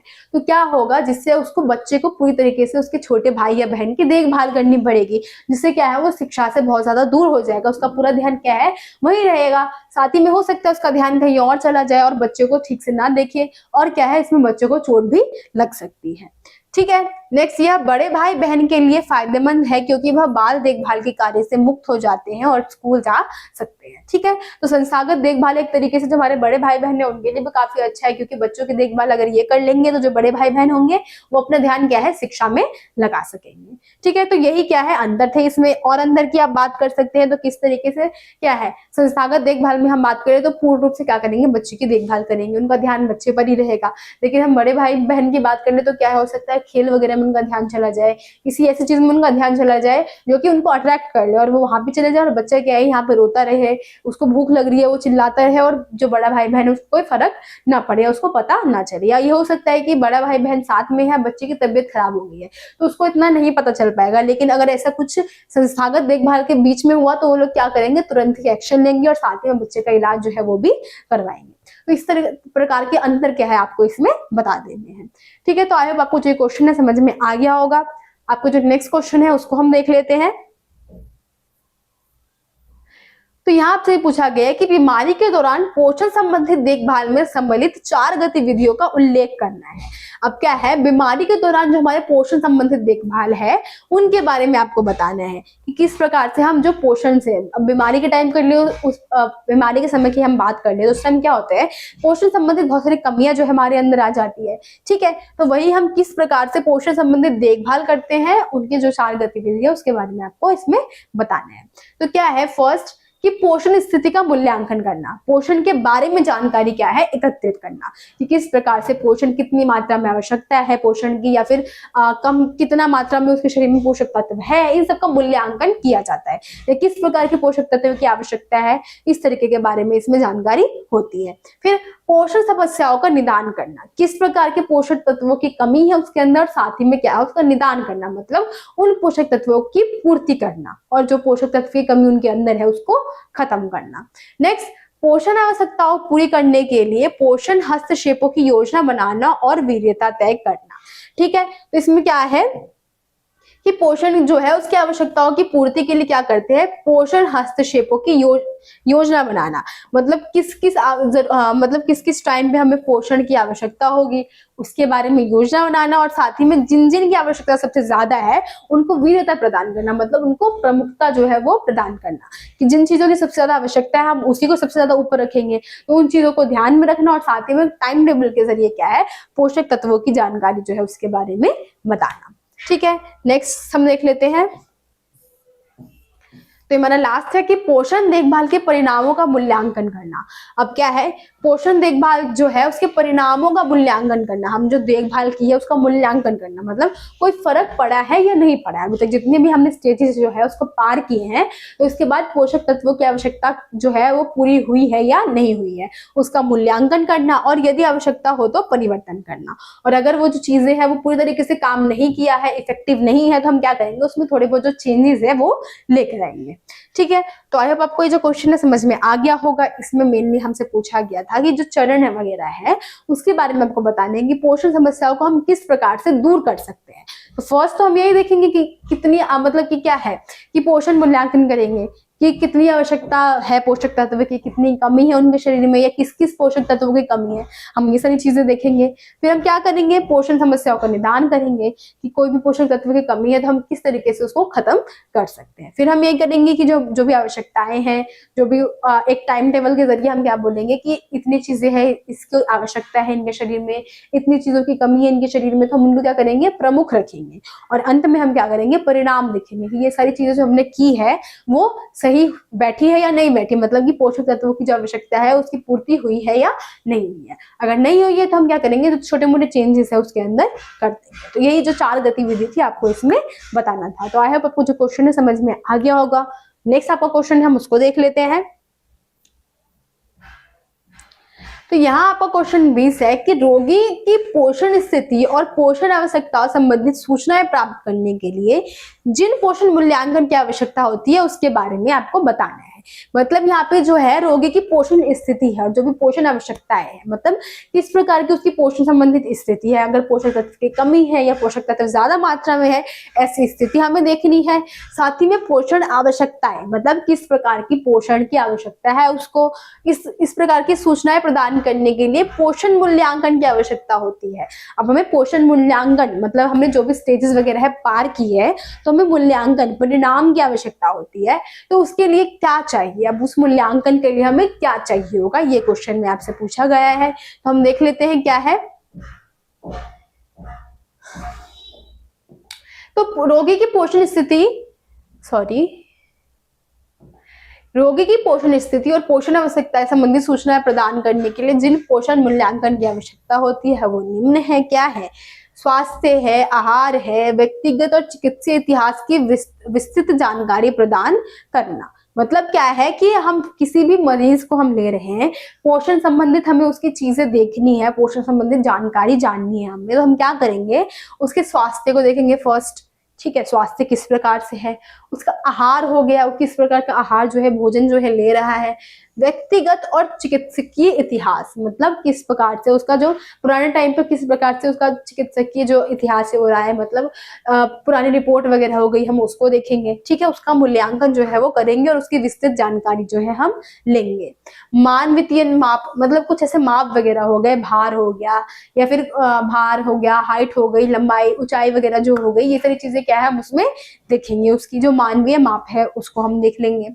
प्रयोगशाला और भौतिक मापों की जानकारी को उपरोक्त तथा डॉक्टरों को निदान से संबंध करना।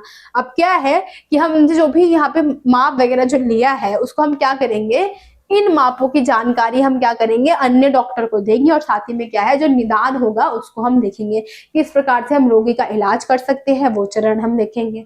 फिर क्या है, प्रमुख पोषणहीनता और भावीहीनता के जोखिम का पता लगाने के लिए उपरोक्त सभी क्रियाएं करना। तो क्या है कि प्रमुख पोषणहीनता, मतलब पोषणहीनता कहाँ से उत्पन्न हो रही है, पोषण की कमी कहाँ से उत्पन्न हो रही है, हम उसको देखेंगे। अब भावीहीनताओं के जोखिम का पता लगाना, मतलब आने वाले समय में उसके शरीर में किस प्रकार के पोषक तत्वों की कमी हो सकती है उसका भी हम पता लगाएंगे और उसके हिसाब से हम क्या करेंगे, जो भी अन्य क्रियाएं होंगी उसको हम करेंगे। ठीक है, तो इसमें आपसे पूछा गया था, मेनली हम बात कर ले तो किस प्रकार से हम पोषक तत्वों की कमी जो होती है हमारे शरीर में उसका पता जो है वो लगाते हैं। ठीक है, तो आई होप आपको जो क्वेश्चन है समझ में आ गया होगा। नेक्स्ट क्वेश्चन हम देख लेते हैं।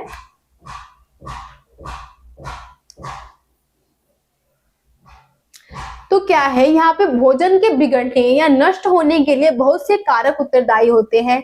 4 उदाहरणों के साथ इन कथन का समर्थन कीजिए कि विकास संचार में जीविका के लिए आवश्यकता किन्हीं 4 कौशलों का जो है वर्णन जो है हमें करना है। तो इसमें फर्स्ट हमें क्या बताना है कि भोजन के बिगड़ने या नष्ट होने के लिए बहुत से कारक जो है हमारे उत्तरदायी जो है वो होते हैं। तो आपको बताना है कि किस प्रकार से भोजन जो है वो खराब हो जाते हैं, उसके उत्तरदायी कारक जो है उसके बारे में आपको बताना है। तो क्या है कि पीड़क कीटों का आक्रमण, कुछ कीट वगैरह होते हैं उनका आक्रमण हो जाता है, आप देखते हैं। तो वही बताया गया है कि जो पीड़क कीट होते हैं वो खाने पे क्या करते हैं, आक्रमण कर देते हैं, जिससे हमारा जो खाद्य पदार्थ है वो खराब हो जाता है। नेक्स्ट, प्रसंस्करण और या फिर भंडारण के अनुपयुक्त तापमान का प्रयोग करना। अब क्या है, प्रसंस्करण की हम यहाँ बात करें, नई नई प्रौद्योगिकी जो है हम लेकर आ रहे हैं खाद्य पदार्थ के लिए। हम क्या करते हैं, नई नई टेक्नोलॉजी से खाद्य पदार्थ है उसको सेव करते हैं। तो उसमें क्या है, जो प्रसंस्करण है उसके करने के टाइम या फिर भंडारण करने के टाइम हम क्या करते हैं, अनुपयुक्त तापमान का प्रयोग कर लेते हैं, जिससे क्या है हमारा खाना जो है वो खराब हो जाता है अपने शुरुआती टाइम पर ही। नेक्स्ट, प्रकाश और अन्य विकिरणों, ऑक्सीजन और नमी का अत्यधिक प्रभाव। अब यहाँ पे क्या है, भोजन में क्या करते हैं, प्रकाश हो गया या फिर अन्य विकिरण हो गए, जैसे कि ऑक्सीजन हो गया, नमी हो गया, इसका अत्यधिक प्रभाव क्या है भोजन पे पड़ जाता है, खाद्य पदार्थ पे पड़ जाता है, तो वो खराब हो जाता है।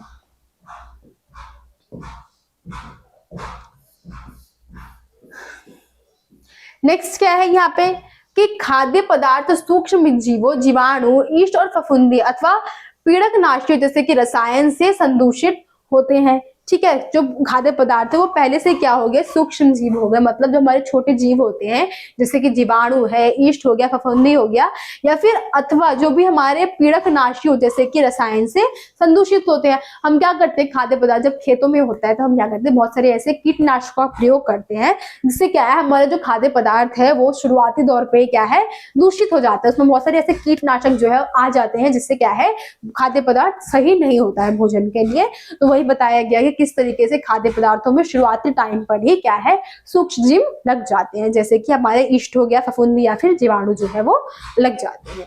नेक्स्ट, खाद्य पदार्थ प्रकृति रूप से उपस्थित एंजाइम द्वारा निम्नीकरण से भी नष्ट हो जाते हैं। अब क्या है, प्राकृतिक रूप से भी हमारा जो खाद्य पदार्थ है वो खराब हो जाता है, जैसे कि इसमें एंजाइम का एग्जाम्पल आपको दे रखा है कि एंजाइम के द्वारा क्या होता है, हमारा जो खाद्य पदार्थ है वो नष्ट हो जाता है, उसका निम्नीकरण हो जाता है।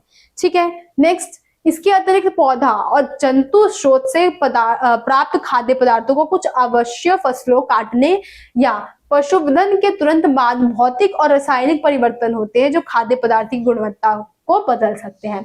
अब इसके अतिरिक्त क्या बता रखा है कि किस तरीके से पौधे हो गए या फिर जंतु स्रोत से प्राप्त खाद्य पदार्थ है, उसमें क्या है कुछ चेंजेस वगैरह हो जाते हैं। तो जैसे कि पशु हो गए उसको खा लेते हैं, खाद्य पदार्थ की हम बात कर ले जिसमें पौधे आ गए हैं और जंतु स्रोत आगे से क्या करते हैं कि जैसे कोई हम गाय की बात कर ले, उसको हमने एक खेत में छोड़ दिया तो क्या करेगा, उन पौधों को खा लेगा, जिससे उसके जो मुंह का हम बोल सकते हैं लार वगैरह है या फिर कुछ दूषित पदार्थ जो होंगे उसके अंदर, वो क्या करेंगे, खाद्य पदार्थ पर गिर जाएंगे। उससे भी क्या होता है, हमारे खाद्य पदार्थ जो है वो दूषित हो जाता है। तो ये हमारे खाद्य पदार्थ दूषित होने के तरीके थे। आई होप आपको समझ में आ गया होगा किन किन तरीके से जो हमारे खाद्य पदार्थ है वो दूषित हो सकते हैं या फिर बिगड़ सकते हैं। ठीक है, आपका जो नेक्स्ट क्वेश्चन है उसको हम देख लेते हैं कि आपकी सहेली मनीषा नैदानिक पोषण और आहारिकी में अपनी उच्च शिक्षा प्राप्त करना चाहती है। इसके बाद उपलब्ध जीविका के किन्हीं 5 विकल्पों के बारे में उसका मार्गदर्शन हमें करना है। फर्स्ट क्या है कि वो नैदानिक पोषण और आहारिकी में अपनी शिक्षा जो है उसको प्रदान करना चाहती है। तो इसी में क्या है, आपकी जो नैदानिक पोषण है और आहारिकी है, इसी में आपको जीविका के स्रोत जो है आपको उसको बताने हैं। ठीक है, हम देख लेते हैं क्या है। तो स्वास्थ्य क्लबों या फिर व्यायामशालाओं में सलाहकारों चिकित्सकों के साथ आहार विशेषज्ञ बन सकती है। वो क्या कर सकती है, आहार विशेषज्ञ बन सकती है। कहाँ पर, स्वास्थ्य क्लब हो गया या फिर व्यायामशाला हो गया, इन सब में सलाहकार हो बन सकती है, या फिर चिकित्सकों के साथ आहार विशेषज्ञ भी बन सकती है। सलाहकार बन सकती है कि उनको बता सकती है किस तरीके से मतलब उनको व्यायाम करना चाहिए, उनका टाइम टेबल किस प्रकार से होना चाहिए, ये सारी चीजें क्या है वो ध्यान में रख सकती है। और साथ ही में आहार विशेषज्ञ भी बन सकती है, आहार के बारे में, फूड वगैरह के बारे में जानकारी क्या है उनको दे सकती है। नेक्स्ट कि अस्पतालों में विशिष्ट विभागों में संचित आहार विशेषज्ञ के रूप में स्वास्थ्य देखभाल दल को पोषित करना, सहायता प्रदान करने वाला प्रमुख सदस्य वो बन सकती है। ठीक है, इसमें क्या है, नेक्स्ट में आपको बता रखा है कि किस तरीके से वो, तो इसमें है कि जैसे कि अस्पताल में विशिष्ट विभागों सहित आहार विशेषज्ञ के रूप में काम कर सकती है। वो क्या कर सकती है, अस्पतालों में भी क्या है, आहार विशेषज्ञ के रूप में कार्य कर सकती है। ठीक है, वहां पे क्या है, स्वास्थ्य देखभाल दल को पोषण सहायता प्राप्त करने वाले प्रमुख सदस्य में भी बन सकती है कि जहाँ पे जिन ऐसा कुछ ग्रुप वगैरह है जहाँ पे पोषक तत्वों की आवश्यकता है उन व्यक्तियों को, तो वहां पे क्या है, उस समूह के अंदर वो कार्य कर सकती है। फ्री लाइसेंस आहार विशेषज्ञ बन सकती है, जहाँ पे उसको अच्छी सैलरी मिल रही है वहां पे क्या है वो कार्य कर सकती है। अस्पतालों, विद्यालयों, उद्योग के अल्पाहारों, गृह इत्यादि के खान पान सेवाओं के आहार विशेषज्ञ बन सकती है। अस्पताल की बात कर ले, विद्यालय की बात कर ले या फिर उद्योग के अल्पाहार गृहों की बात कर ले, यहाँ पे वो क्या कर सकती है, खान पान सेवाओं में आहार विशेषज्ञ बन सकती है। ठीक है, सिर्फ हॉस्पिटल की बात कर लिए, पोषक तत्वों की आवश्यकताओं की बात कर लिए, वहां पे इसका कार्य नहीं हो सकता। आप स्कूलों की बात करें, वहां पे भी एक चार्टर के टाइप में वो कार्य कर सकती है, जहाँ पे वो बता रही है किस प्रकार का भोजन बच्चों को ग्रहण करना चाहिए। वहां पे क्या कर सकती है, वो स्पीच दे सकती है। ठीक है, और बच्चों को जानकारी भी प्रदान कर सकती है। नेक्स्ट, उद्यमी जो विशिष्ट स्वास्थ्य प्रयोजनों के लिए विशिष्ट प्रकार के खाद्य पदार्थों का विकास और आपूर्ति, मतलब क्या कर सकती है कि उद्यमी जो है, जो भी उद्योग वगैरह है उसके बारे की हम जानकारी की बात कर ले, हम उसमें क्या है, ये हमें खाद्य जो है उसकी विकास की, आपूर्ति के बारे में बता सकते हैं, किस प्रकार से हम क्या कर रहे हैं, कि किस किस चीजों की आवश्यकता है, हमें किस प्रकार के प्रयोजन जो है हम अपने स्वास्थ्य के लिए बना सकते हैं, उन सब के बारे में इसमें बता सकती है। ठीक है, नेक्स्ट अब हम देख लेते हैं, आई होप आपको जो क्वेश्चन है समझ में आ गया होगा। नेक्स्ट क्वेश्चन हम देख लेते हैं। तो इसमें क्या है कि मालिनी को डॉक्टर ने बताया कि उसका 3 साल का बेटा राजू कमजोर है क्योंकि वह अल्प पोषण से पीड़ित है। इसके क्या 10 संभावित कारण हो सकते हैं। अब क्या है, यहाँ पे अल्प पोषण की बात करनी है कि किस प्रकार से व्यक्ति क्या है, उसका बच्चा जो है अल्प पोषित है, मतलब उसका वजन जो है आयु के हिसाब से कम है, या भोजन जो ले रहा है उसके शरीर को लग नहीं रहा है। ठीक है, तो उसके आपके क्या है, संभावित जो 10 कारण है वो आपको बताने हैं। तो इसकी हम बात करें तो इसमें क्या आ जाएगा, हमारा कुपोषण और अक्षमता, अपर्याप्त दोषपूर्ण आहार का सेवन, रोग है, भोजन की अपर्याप्त उपलब्धता, अपर्याप्त मातृ एवं शिशु की देखभाल के तरीके, अपर्याप्त जल, अपर्याप्त सफाई और स्वच्छता, अपर्याप्त सेवाएं और स्वास्थ्य सेवाओं तक कम पहुंच, अपर्याप्त और अथवा उचित जानकारी तथा महिलाओं, वृद्धजनों, बालिकाओं के प्रति भेदभाव और अपर्याप्त शिक्षा। वास्तविक संसाधनों की मात्रा और गुणवत्ता, उदाहरण के लिए जल शक्ति और वित्तीय संगठन। तो इसकी हम बात कर ले तो मोस्टली क्या है, हम कुपोषण की बात कर लेते हैं। तो कुपोषण में हमारा क्या होता है, अल्प पोषण जो है, जहाँ पे व्यक्ति को पूर्ण रूप से जो आहार, उसको आहार का सेवन करना चाहिए, वो प्राप्त नहीं होता है। इसमें हम बात कर सकते हैं कि गरीबी के कारण क्या है, व्यक्ति पूर्ण तरीके से वो भोजन क्या है ले नहीं सकता है, उसको भोजन प्राप्त नहीं हो रहा है, या फिर भोजन के बारे में व्यक्ति को जानकारी नहीं है कि किस प्रकार का भोजन उसको लेना चाहिए, किस प्रकार का भोजन उसको नहीं लेना चाहिए। तो क्या है, उनको इस प्रकार की जानकारी प्राप्त नहीं होती। आप ऐसे पॉइंट भी ऐड कर सकते हैं। यहाँ पे आपको बता रखा है कुपोषण की असक्षमता, मतलब उसके अंदर पोषण जो है पूर्ण रूप से जा नहीं रहा, उसके शरीर में भोजन जो है लग नहीं रहा है उसके शरीर में, ठीक है।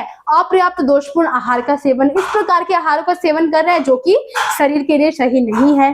बहुत प्रकार के रोग हो सकते हैं उसके शरीर में, या फिर भोजन की अपर्याप्त उपलब्धता, मतलब भोजन पूर्ण रूप से उसको प्राप्त नहीं हो रहा है।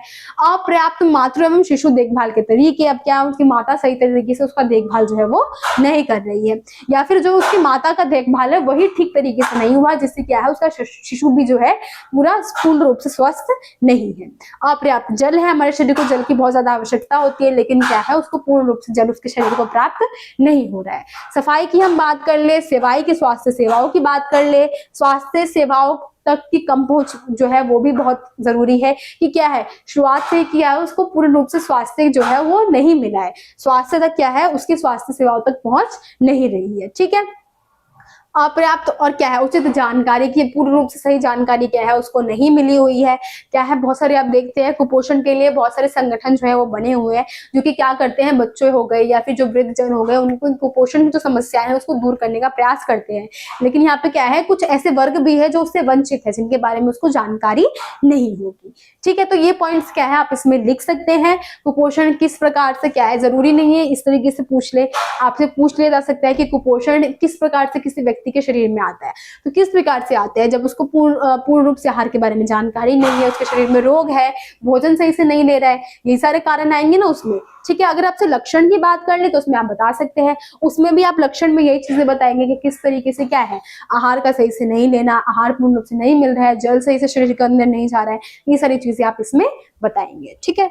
तो आई होप आपको जो क्वेश्चन है समझ में आ गया होगा। आपको जो नेक्स्ट क्वेश्चन है हम वो देख लेते हैं। तो क्या है, सभी खाद्य सेवाएं उपलब्ध कराने वालों को बेहतर निर्माण विधियों को अपनाना चाहिए। अब यहाँ पे क्या है, जो भी खाद्य पदार्थ जो है खाद्य सेवाएं उपलब्ध करवाते हैं उन लोगों को क्या करना चाहिए, हमारी सबसे अच्छी निर्माण की विधि है उसका इस्तेमाल करना चाहिए। अब यहाँ पे क्या है खाद्य सुरक्षा की बात की जा रही है।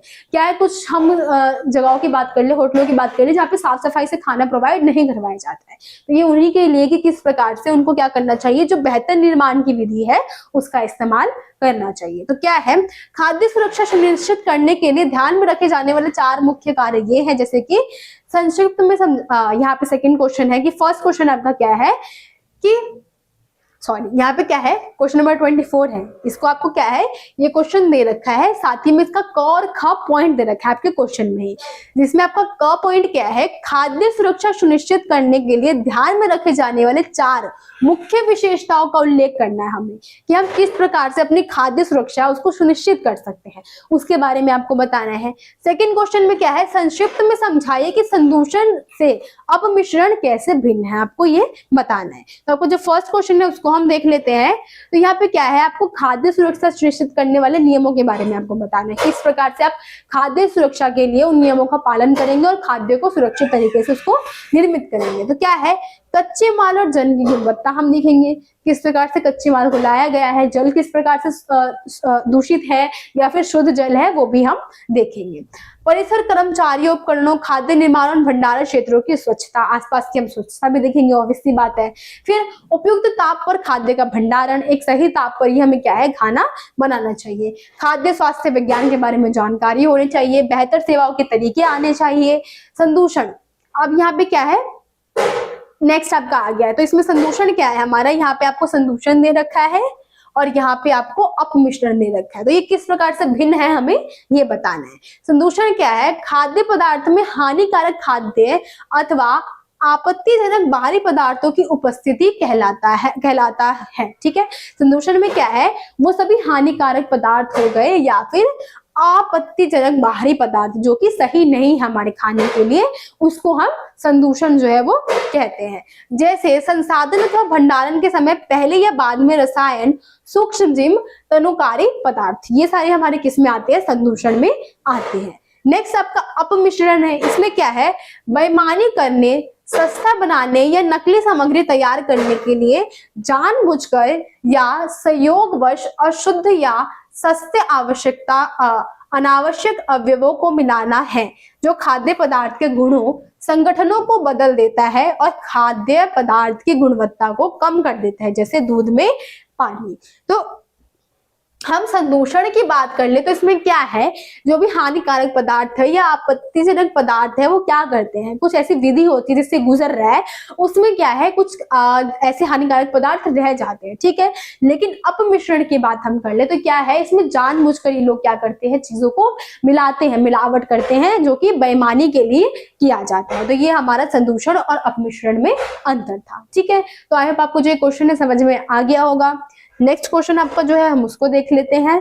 ये आपका लास्ट क्वेश्चन है। तो इसमें क्या है कि खाद्य मानकों के चार जो हमारे स्रोत है को विस्तार से समझाना है और देश के भीतर और देश के बीच में व्यापार को बढ़ाने के लिए समन्वय होते हैं, ठीक है। तो आपको क्या है इसमें खाद्य मानकों के बारे में जो उसके 4 स्तर है उसके बारे में हमें समझाना है मेनली। तो क्या है खाद्य मानकों के 4 स्तर ये है, जैसे कि कंपनी मानक है हमारा फर्स्ट हमारा कंपनी मानक है, सेकेंड राष्ट्रीय मानक है, थर्ड क्षेत्रीय मानक है, जो फोर्थ है अंतरराष्ट्रीय मानक है। अब हम कंपनी मानक की बात करें तो ये क्या है, ये कंपनी द्वारा अपने स्वयं के उपयोग के लिए बनाए जाते हैं। सामान्यतः ये राष्ट्रीय मानकों की नकल होती है, जैसे कि हल्दीराम। अब हल्दीराम के अपने चिप्स वगैरह हो गए, इसकी जो डिमांड है वो सुनी होगी, ठीक है। तो ये क्या करते हैं, कंपनी द्वारा क्या है खुद के इस्तेमाल के लिए ही ये बनाते हैं, खुद के उपयोग के लिए बनाते हैं, और ये क्या है राष्ट्रीय मानकों की नकल होती है, ठीक है। एग्जाम्पल में आप हल्दीराम दे सकते हैं। नेक्स्ट राष्ट्रीय मानक क्या है, ये राष्ट्रीय मानक संगठन द्वारा निकाले जाते हैं। किसके द्वारा, हमारे जो राष्ट्रीय मानक संगठन है उनके द्वारा हमारे राष्ट्रीय मानक निकाले जाते हैं, जैसे कि ISI या फिर FSSA, ठीक है, ये हमारे आ जाएंगे। क्षेत्रीय मानक की बात कर ले तो क्या है, समान भौगोलिक जलवायु इत्यादि वाले क्षेत्रीय समूह के कानूनी मानवीकरणीय संगठन होते हैं, जैसे कि CC एशिया, ठीक है। तो ये ऐसे क्षेत्रीय मानक है जो कि हम क्षेत्र की बात कर सकते हैं, वहां पे हमें ये उपलब्ध करवाए जाते हैं। नेक्स्ट आपका अंतरराष्ट्रीय मानक दे रखा है, तो ये क्या है अंतरराष्ट्रीय मानवीकरण संगठन ISO, और जो हमारा कोडेक्स है क्या है, इसमें अंतरराष्ट्रीय मानक की हम बात कर ले तो इसमें क्या है अंतरराष्ट्रीय मानवीकरण संगठन, जैसे कि हमारा है ISO और कोडेक्स एलिमेंट्रियस कमीशन, ठीक है, CSC अंतरराष्ट्रीय मानक प्रकाशित करने वाले। अब यहाँ पे अंतरराष्ट्रीय मानक की बात की जा रही है, जो कि अंतरराष्ट्रीय स्तर पे मानक जो है उसको निर्मित करते हैं, जैसे कि हमने कोडेक्स के बारे में ऊपर पढ़ा था। ये क्या करता है अंतरराष्ट्रीय स्तर पे जो भी हमारे खाद्य की गुणवत्ता बढ़ाने के लिए क्या करता है, ये जो मानक चिन्ह है उसको निर्मित करता है, ठीक है। तो ये क्या है, ये अंतरराष्ट्रीय स्तर पर कार्य करने वाले हमारे जो कंपनियां है वो है जो कि मानक चिन्ह बनाती है। अब मानक चिन्हों की हम बात कर लेते हैं। इसमें क्या है कि अपने अपने क्षेत्रों की, जगहों की, देशों की अलग अलग मानक चिन्ह होते हैं, जैसे कि हम देश के स्तर की बात कर सकते हैं, राज्य स्तर की हम बात कर सकते हैं, देश के स्तर की, अंतरराष्ट्रीय स्तर की, या फिर हम विश्व स्तर की बात कर सकते हैं। इस प्रकार के जो हमारे मानक चिन्ह है वो होते हैं, जैसे कि यहाँ पे आपने चार्ट देख लिया है। फर्स्ट कंपनी स्तर की हम बात कर लेते हैं जो कि कंपनियों के उपयोग के लिए होती है, ठीक है। सेकंड हमने राष्ट्रीय मानक देख लिया जो कि हमारे राष्ट्रीय स्तर के लिए होती है। क्षेत्रीय मानक भी हमने देख लिया और अंतरराष्ट्रीय मानक जो है वो हमने देख लिया। तो मानक चिन्ह हमारे लिए बहुत ज्यादा आवश्यक होते हैं। कोई भी फूड हम ले रहे हैं तो हमें क्या है मानक चिन्ह को देखकर ही लेना चाहिए, ठीक है। तो आई होप आपको जो सारे क्वेश्चन है समझ में, आई होप अभी तक आपने जो आपके 25 क्वेश्चंस थे उसको देख लिए हैं। अब हम क्या करेंगे, क्वेश्चन नंबर 26 है, यहाँ से हम जो क्वेश्चन है उसको स्टार्ट करेंगे। तो आपका जो 26 नंबर का जो क्वेश्चन है वो ऐसा है, आपसे पूछा गया है इसमें कि उपभोक्ता शिक्षा का महत्व बताइए। अब आपने ये चैप्टर पढ़ा है तो आपको पता होगा कि इसमें क्या है, उपभोक्ता के बारे में हमने मेनली इस चैप्टर में पढ़ा है, उपभोक्ता शिक्षा। तो यहाँ पूछा है कि वही शिक्षा का महत्व क्या है। हम इसकी बात कर ले तो शिक्षा के महत्व में क्या आएगा कि कोई उपभोक्ता है, कोई चीज खरीद रहा है, अगर वो शिक्षित है उस चीज के बारे में, उसको जानकारी है उसके बारे में, तो वो क्या करेगा, उन सभी चीजों का जो रेट होगा, तौल माप होगा या फिर उसकी क्वालिटी होगी, उस सब चीजों को समझ पाएगा। या फिर कोई उसके साथ गलत कर रहा है, उसको गलत चीजें दे रहा है, तो क्या करेगा, उसके खिलाफ एक्शन भी ले पाएगा। ये सारी चीजें क्या है, उपभोक्ता शिक्षा के लिए बहुत ज्यादा आवश्यक है। तो वही यहाँ हमसे पूछा गया है कि जो उपभोक्ता शिक्षा है वो क्यों महत्वपूर्ण है, वो उसके महत्व क्या क्या है, मेनली हमें यहाँ पे ये बताना है। तो हम देख लेते हैं क्या है। फर्स्ट, उपभोक्ता को सही वस्तु खरीदने के लिए शिक्षित करना। फर्स्ट यही है कि सही वस्तु ही वो खरीदे, कोई खराब वस्तु वो न खरीद रहा हो, उसको पता हो लोगो वगैरह जो लेवल्स है वो और एक्सपायरी डेट वगैरह है उसके बारे में जानकारी उसको हो। ठीक है। उपभोक्ता को अच्छी गुणवत्ता का सामान खरीदने का सही निर्णय लेने में सहायता करना। अब कोई भी सामान वो खरीद रहा है तो क्या है, उसकी गुणवत्ता जो है उसके गुण को भी देखना कि वो चीज सही है या नहीं है। इसके लिए भी जरूरी है क्या, हमारा उपभोक्ता शिक्षा। फिर उपभोक्ता को अपने अधिकारों व दायित्व की जानकारी देना। अब उसके कौन कौन से दायित्व है, उसके कौन कौन से अधिकार है। अब हमने इसमें क्या है, बहुत सारे अधिकार भी पढ़े और बहुत सारे दायित्व भी पढ़े हैं। तो क्या है, उसको दायित्व के बारे में जानकारी होनी चाहिए। ठीक है, इसीलिए हम क्या करते हैं, उपभोक्ता शिक्षा को महत्व देते हैं। उपभोक्ता सतर्क रहता है तथा अनुचित दबाव और कुचालो विज्ञापनों का शिकार नहीं होता है।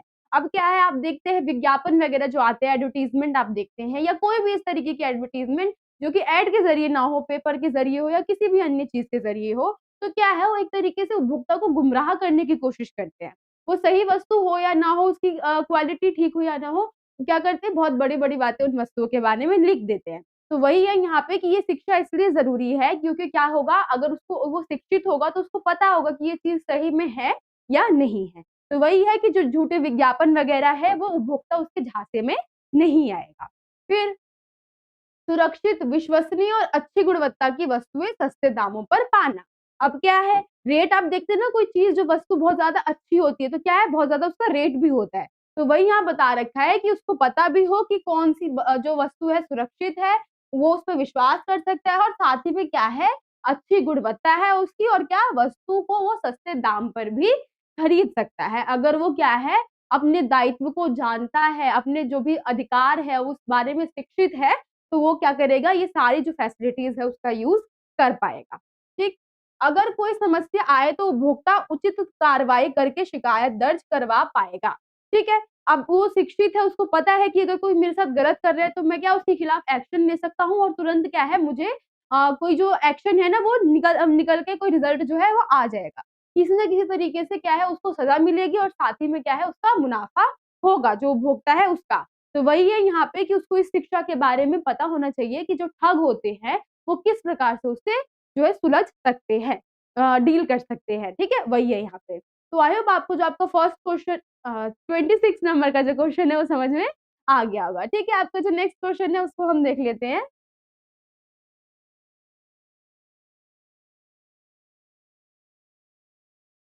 तो जो 27 क्वेश्चन है ये क्या है कि किन्हीं 3 उपभोक्ता संगठनों के नाम बताइए, वे कहीं कार्यरत उनके द्वारा प्रकाशित पत्रकारिता का नाम भी लिखे।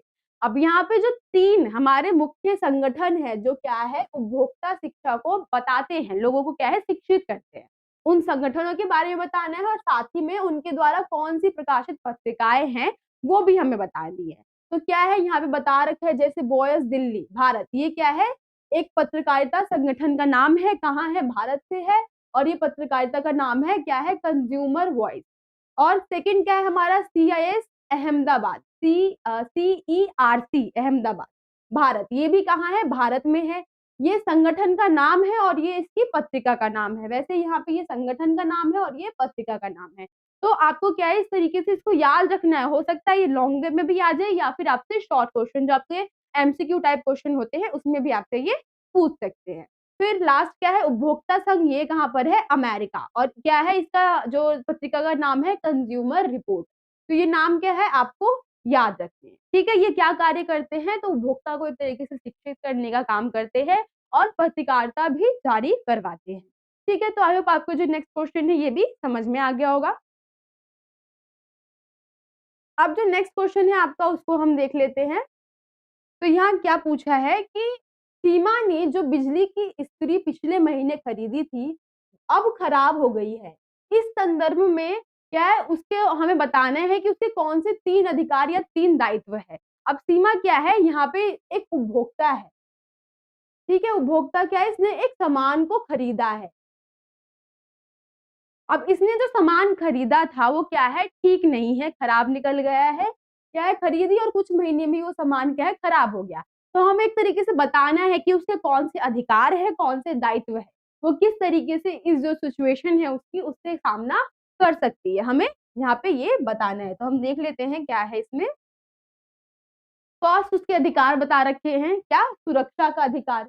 अब उसको सुरक्षा का अधिकार है कि क्या है, इसमें हमने पढ़ा है कि बता रखा है सुरक्षा के अधिकार में कि उसको पूरी वो है, एक तरीके से होता है ना कि कोई चीज खरीद रहे हैं उसका गलत नुकसान ना हो, तो उसको उसका पूरा अधिकार है, सुरक्षा का अधिकार मिला हुआ है कि उसके खिलाफ वो एक्शन ले सकती है, क्योंकि ये अब मशीन है, इलेक्ट्रॉनिक चीज है, किसी न किसी तरीके से हानिकारक हो सकती है।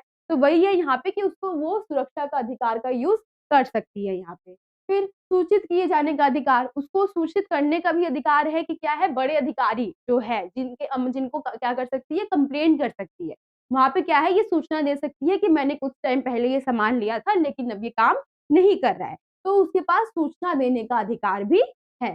फिर शिकायत निवारण प्राप्त करने का अधिकार, अब जब उसने जो शिकायत किया है तो उसका निवारण जो है, उसका जो रिजल्ट है या सॉल्व करना जो है, उसका रिजल्ट क्या है, उसको चाहिए होगा, ये भी उसका अधिकार है। कि ऐसा नहीं है कि आपने जाके किसी अधिकारी को बोला, उसने हल्के में बात को ले लिया और छोड़ दी, ऐसा नहीं है। यहाँ पे क्या है, वो तुरंत ही क्या है, रिजल्ट की भी मांग कर सकती है। तो ये सारे इसके 3 जो है अधिकार हो जाएंगे। और दायित्व क्या है कि उसे खरीदने से पहले लेबल जो है उसको देखना था और सारी जानकारी को पढ़ना था। अब ये क्या है, उसके दायित्व है, ये अधिकार थे। दायित्व क्या है कि उसके कौन-कौन से कर्तव्य है, कौन-कौन से काम उसे करने चाहिए थे देखने से, सामान लेने से पहले। तो क्या उसका फर्स्ट जो काम था, लेबल देखना, क्योंकि बहुत सारे लेबल जो है वो भी गलत-गलत चीज़ों पे, वस्तुओं पे लगा दिए जाते हैं, तो उसको असली लेबल की परख जो है वो होनी चाहिए थी। उसके बाद ही क्या है, उसको वो सामान खरीदना चाहिए था, ये उसका कर्तव्य था।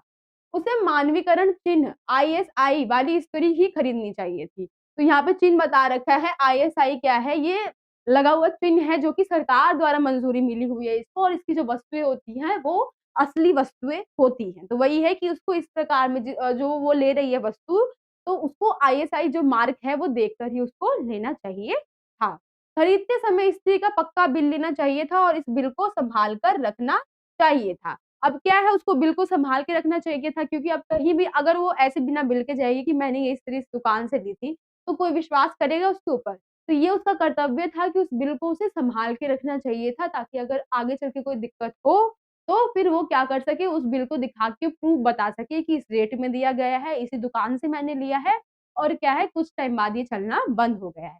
तो ये भी क्या है, उसके कर्तव्य में ही आएगा।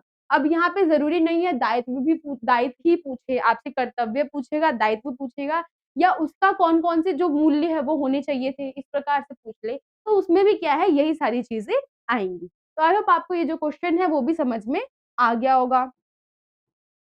अब जो नेक्स्ट क्वेश्चन है उसको हम देख लेते हैं। क्या है, होटल में प्रमुख कार्यालय का क्या महत्व है? जो प्रमुख कार्यालय है उसका हमें महत्व यहाँ बताना है।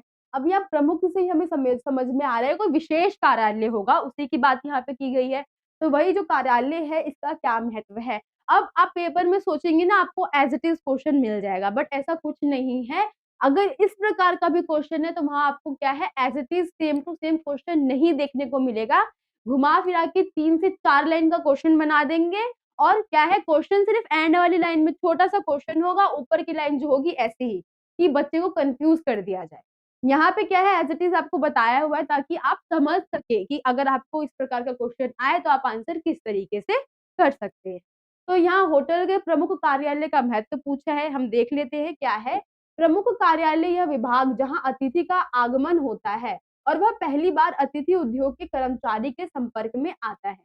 तो क्या है, ये एक कार्यालय है, ये क्या करता है, हम जो कॉन्टैक्ट करते हैं, अगर हमें कहीं रुकना है, किसी होटल में जाना है, तो प्रमुख कार्यालय को ही हम सबसे पहले संपर्क करते हैं, ताकि क्या है, हम सीधे तौर पे उनसे क्या है, एक संबंध बना सके। अब प्रमुख कार्यालय क्या चाहती है कि लोगों का संबंध क्या है, होटल के साथ अच्छा रहे। इसीलिए वहाँ पे क्या है, वेल एजुकेटेड लोग होते हैं, जिनसे हम लोग जो होते हैं सीधे तौर पर बात करते हैं, और फिर उसके बाद क्या है, वो हमें कोई भी चीज़ जैसे रूम के बारे में बताना हो या रेट वगैरह हो या रूम चेक इन है, वो सारी चीज़ों के बारे में जानकारी देते हैं। ठीक? प्रमुख कार्यालय किसी भी होटल का केंद्र बिंदु है। अब ये क्या है, केंद्र बिंदु है, आपको ये भी याद रखना है, हो सकता है एमसीक्यू में आपसे पूछ लिया जाए कि होटल का केंद्र बिंदु कौन है, तो प्रमुख कार्यालय है। ठीक है? क्योंकि संगठन और अतिथि संगठन के बीच अच्छे संबंध विकसित करने और संगठन की अच्छी छवि बनाने के लिए अतिथि और संगठन के बीच पारस्परिक संपर्क अत्यंत महत्वपूर्ण है। मेनली यहाँ ये बताने का हमें प्रयास किया गया है कि देखिए, एक व्यक्ति है, अगर उसने सीधे तौर पे क्या है, किसी कर्मचारी से बात कर ली कि मुझे यहाँ पे रूम लेना है। अब वो कर्मचारी पता नहीं उसको वो वेल एजुकेटेड है या नहीं, उसको बात करने का तरीका आता है या नहीं, तो क्या करेगा वो, अगर बात ठीक से नहीं कर रहा है तो जो व्यक्ति है वहाँ पे रूम लेना चाहेगा, तो वो क्या सोचेगा कि ये जो यहाँ की सर्विस है वो अच्छी नहीं है और फीडबैक क्या है, गलत देगा।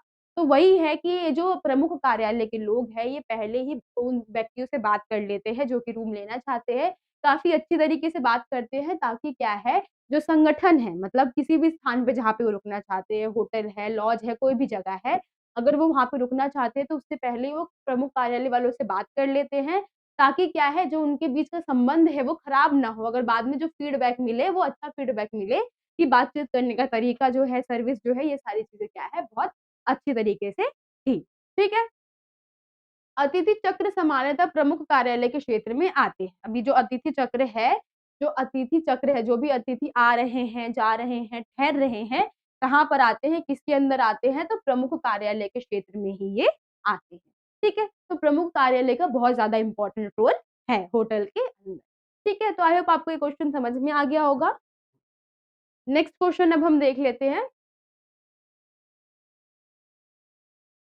यहाँ सैरगाह रिज़ॉर्ट पर्यटकों को किस प्रकार आकर्षित करता है? ये रिज़ॉर्ट की बात हमें बतानी है कि रिज़ॉर्ट जो है, आपने बड़े-बड़े रिज़ॉर्टों के बारे में सुना होगा ना या देखा होगा, तो वही रिज़ॉर्ट के बारे में है कि ये किस प्रकार से जो पर्यटक होते हैं, अब ये पर्यटक कौन है, जो कि सॉरी, घूमने के लिए आते हैं। पर्यटक जो घूमने के लिए आ रहे हैं, जगह-जगह घूम रहे हैं, और पर्यटन क्या होता है, वो स्थल होता है जहाँ पे रुकते हैं। पर्यटन स्थल है मतलब घूमने की जगह है, ऐसे आपको याद रखना है। ठीक? सैरगाह सुख-सुविधा के आकर्षण के लिए जाना जाता है। अब जो सैरगाह है, लॉज है, रिज़ॉर्ट है सॉरी हमारा, इसलिए जाना जाता है, वहाँ पे सभी प्रकार की सुख-सुविधाएँ जो हैं वो उपलब्ध होती है। यहाँ खेल की सुविधाएँ उपलब्ध होती है, अवकाश क्रियाकलाप प्रदान किए जाते हैं, जिससे पूर्ण अवकाश का अनुभव प्राप्त होता है। अब यहाँ पे इस तरीके से लिखा हुआ है, छोटा है काफ़ी, अगर आपसे बड़े में पूछ ले, तो पहले तो आपको इसको पॉइंट बना लेना है, काफ़ी अच्छी तरीके से यहाँ पे क्या है, पॉइंट बन सकते हैं। 4 पॉइंट यहाँ बन गए हैं। बाकी आप रिज़ॉर्ट की बात कर सकते हैं इसमें, अगर पहले इसको मैं एक्सप्लेन कर देती हूँ, फिर आगे मैं और बताऊँगी।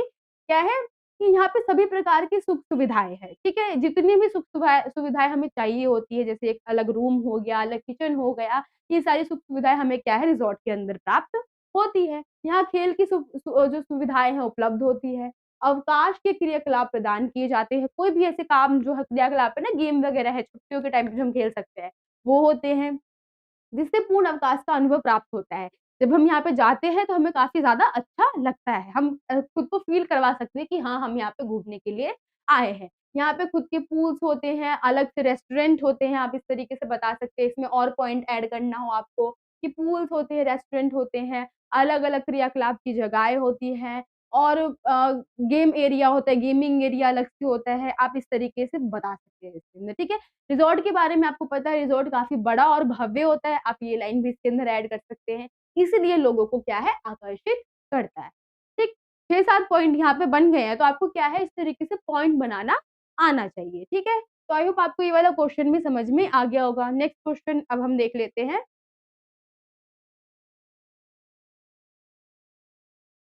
अतिथि चक्र की आगमन पूर्व अवस्था में कौन से क्रियाकलाप किए गए हैं? अभी अतिथि चक्र के बारे में मेनली हमसे पूछा गया है, तो हम देख लेते हैं क्या है। आगमन पूर्व अवस्था में किए जाने वाले क्रियाकलाप कुछ इस तरीके से है कि अतिथि के कमरे तथा अन्य सुविधाओं का के रेट देना। अब क्या है, अतिथि वहाँ पे आ रहा है, आगमन क्या है, वहाँ पे आ रहा है ठहरने के लिए।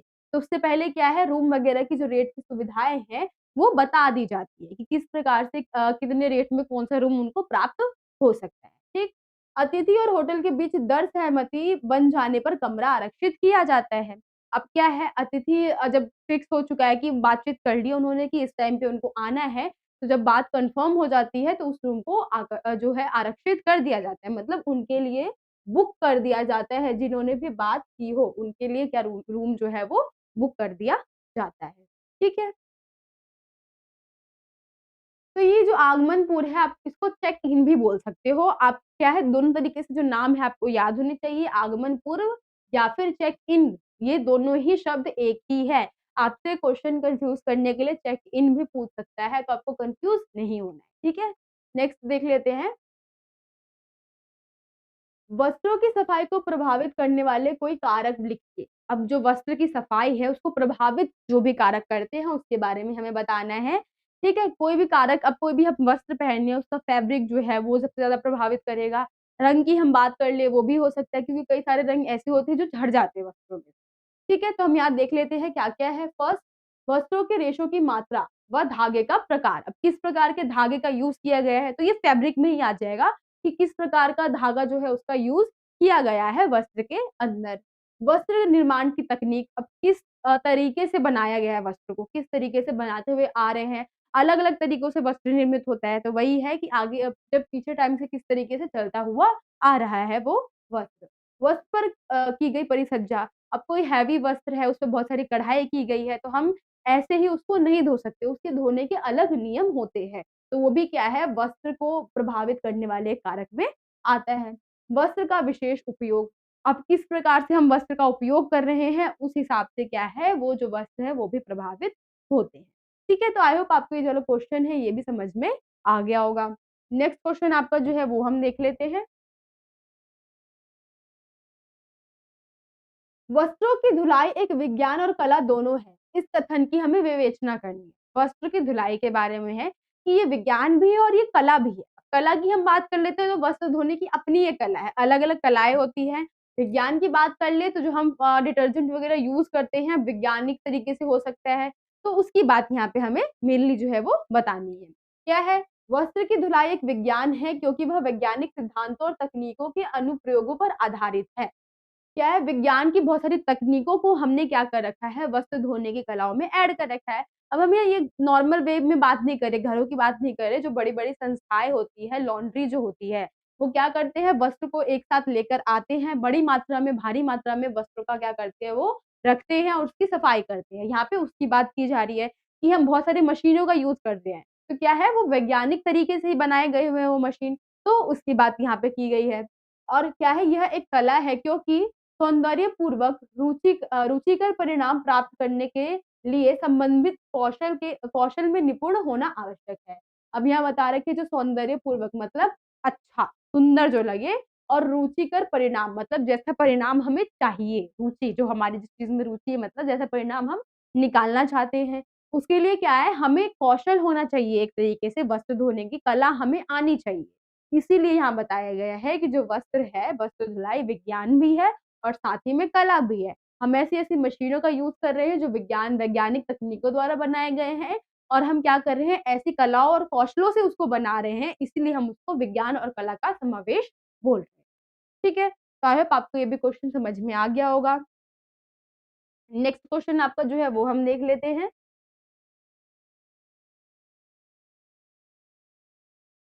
ड्राई क्लीनिंग शॉप्स निर्जल धुलाई की दुकान से आप क्या समझते हैं? ये जो हमें ड्राई क्लीनिंग शॉप्स है उसके बारे में मेनली हमें यहाँ पे बताना है।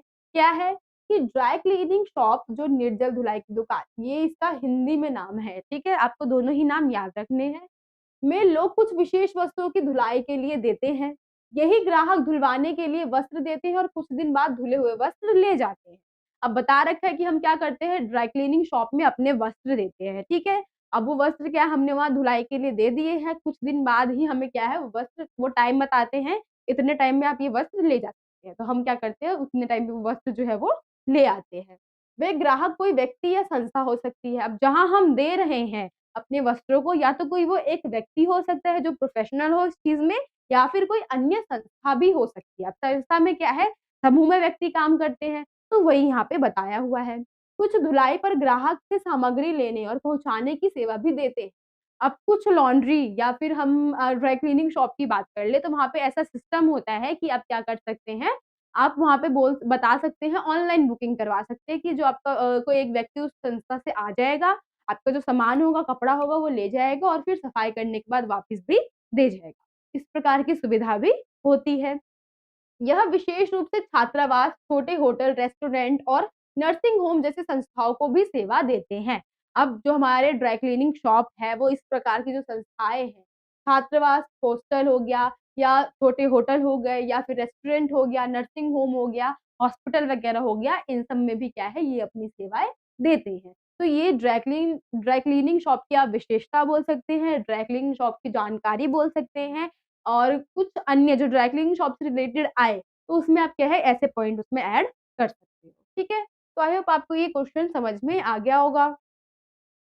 इसमें एक और पॉइंट है यहाँ पे हम देख लेते हैं कि कुछ दुकानों में पूर्व उपचार जैसे रफू करना, मरम्मत करना और वस्त्र की रंगाई के लिए इकाई भी होती है। अब यहाँ क्या कर सकते हैं, अब वस्त्र में कोई दिक्कत आ रही है, कोई प्रॉब्लम आ रही है, कहीं से कटा-फटा है या कोई और प्रॉब्लम है या हमें कुछ ऐड करवाना है वस्त्र के अंदर, तो कई जो हमारे ये जो शॉप होते हैं, संगठन जो है, वो उसका काम भी कर देते हैं। जैसे यहाँ बता रखा है कि क्या है पूर्व उपचार में जैसे कि रफू कर देते हैं। कहीं की सिलाई खुली हुई है तो उसको ठीक कर दिया जाता है। मरम्मत कर सकते हैं, वस्त्र की हमें जो कलर है वो चेंज करवाना है तो वो रंगाई भी करवा सकते हैं, ठीक है? तो ये भी हमारा इसी के अंदर आए।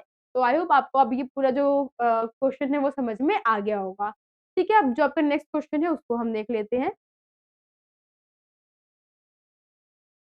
घरेलू और व्यावसायिक लॉन्ड्री के बीच में हमें अब अंतर बताना है। जो घरेलू लॉन्ड्री होती है और जो व्यावसायिक लॉन्ड्री है, उसके बीच में हमें अंतर बताना है। तो ये तो हम ऐसे भी बता सकते हैं कि घर की बात, घर में क्या है कुछ लोग होते हैं, हम उनके वस्त्र लेके रखते हैं।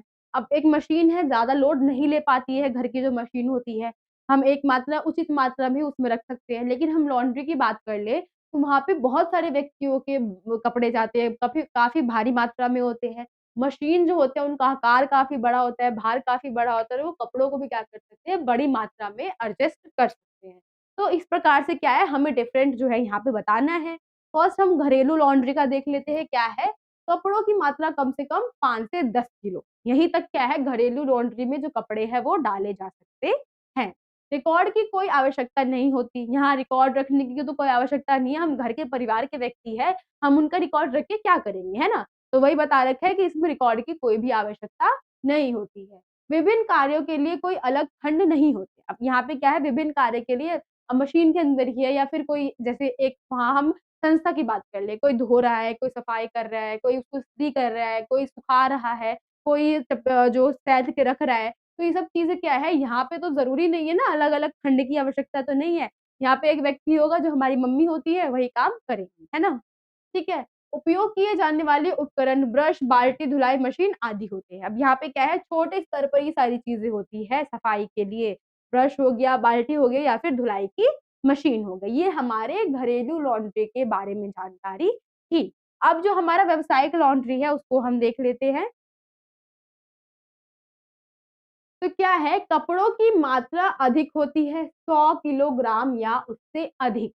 मात्रा क्या है काफ़ी ज़्यादा यहाँ पे वस्त्रों की होती है। उचित रिकॉर्ड रखा जाना चाहिए, अब वस्त्र किसका कहाँ से आ रहा है, कहाँ भेजना है, कहाँ जाना है, तो ये सब का रिकॉर्ड तो उनको रखना पड़ेगा ना।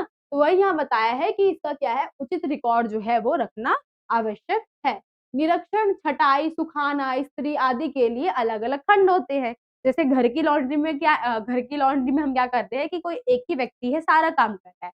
लेकिन यहाँ संस्था है, यहाँ बहुत सारे व्यक्तियों के वस्त्र आ रहे हैं, अलग-अलग लोग हैं करने के लिए काम।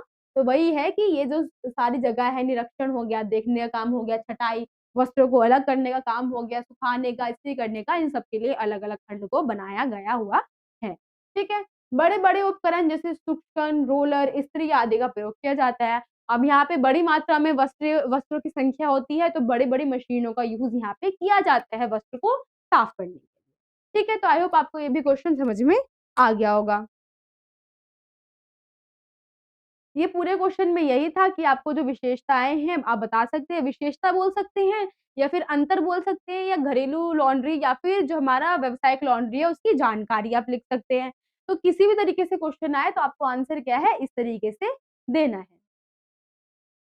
अब ये क्या है क्वेश्चन है कि निम्न के हमें कारण बताने हैं। फर्स्ट हमें यहाँ दे रखा है क्वेश्चन कि वस्त्रों का लगभग सूखने तक चक्र नहीं किया जाता। हमें अब इसका कारण बताना है कि हम जो वस्त्र है उसको सूखने तक हम उसका चक्रण क्यों नहीं करते हैं और फिर जो यहाँ पे धुलाई होगा, ठीक है? धुलाई मशीन के आलोदक बैकलाइट से बने होते हैं। अब ये हमें इसका भी कारण बताना है कि ये इस पदार्थ के क्यों बने होते हैं।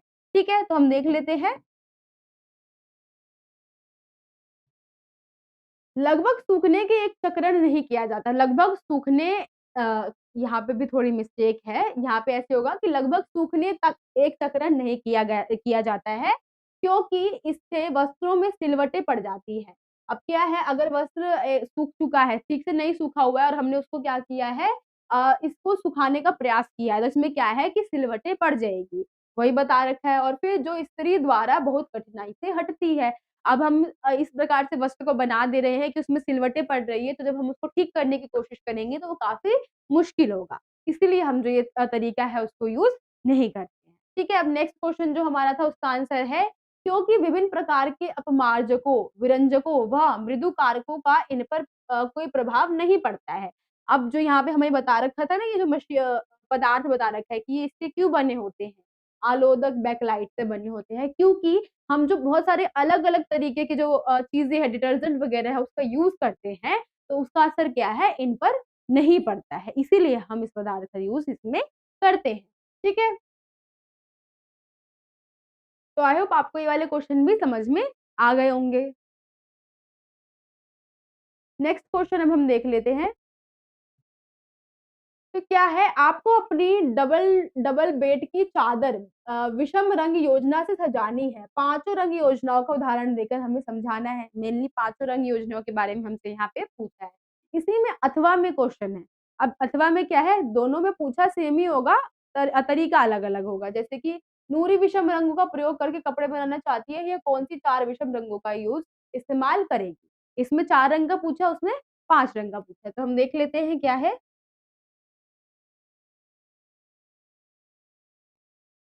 फर्स्ट यहाँ रंग बता रखा है पूरक सम्मेलन, पूरक सम्मेलन। इसमें क्या है, ये सब हम पहले देख लेते हैं कि ये सब विषम रंग योजनाओं वाले सम्मेलन हैं।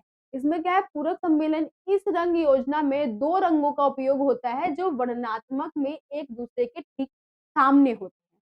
अब इसमें क्या है, हम इस तरीके से रंग चक्र की बात कर लें तो ये उन 2 रंगों से बने होते हैं जो कि एक-दूसरे के सामने होते हैं, ठीक। जैसे कि बता रखा है लाल है और ये हरा होगा, ठीक है? और नीला और नारंगी होगा, ठीक? फिर नेक्स्ट क्या है, दोहरा पूरक सुमेलन। इसमें क्या है, इस रंग योजना में 2 पूरक युग्ल होते हैं। यहाँ पे इसको हार्ड करने के लिए इस तरीके से बना दिया है, इसमें भी यही है, 2 पूरक रंग होते हैं।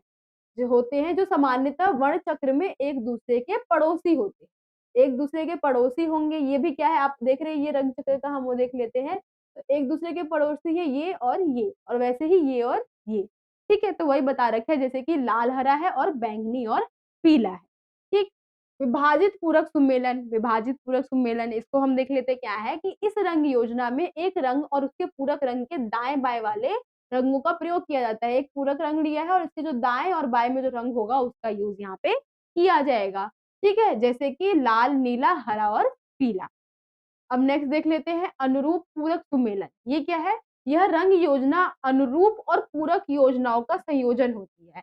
ये रंग क्या है, जो अनुरूप एक योजना है, उसका क्या है, संयोजन होती है, उसको मिलाकर बनाया जाता है। इसमें पड़ोसी रंगों में समूह में प्रधानता के लिए पूरक का चयन किया जाता है। अब इसमें क्या है, कोई प्रधान होता है रंगों का, उसका हम क्या करते हैं, यूज़ करते हैं।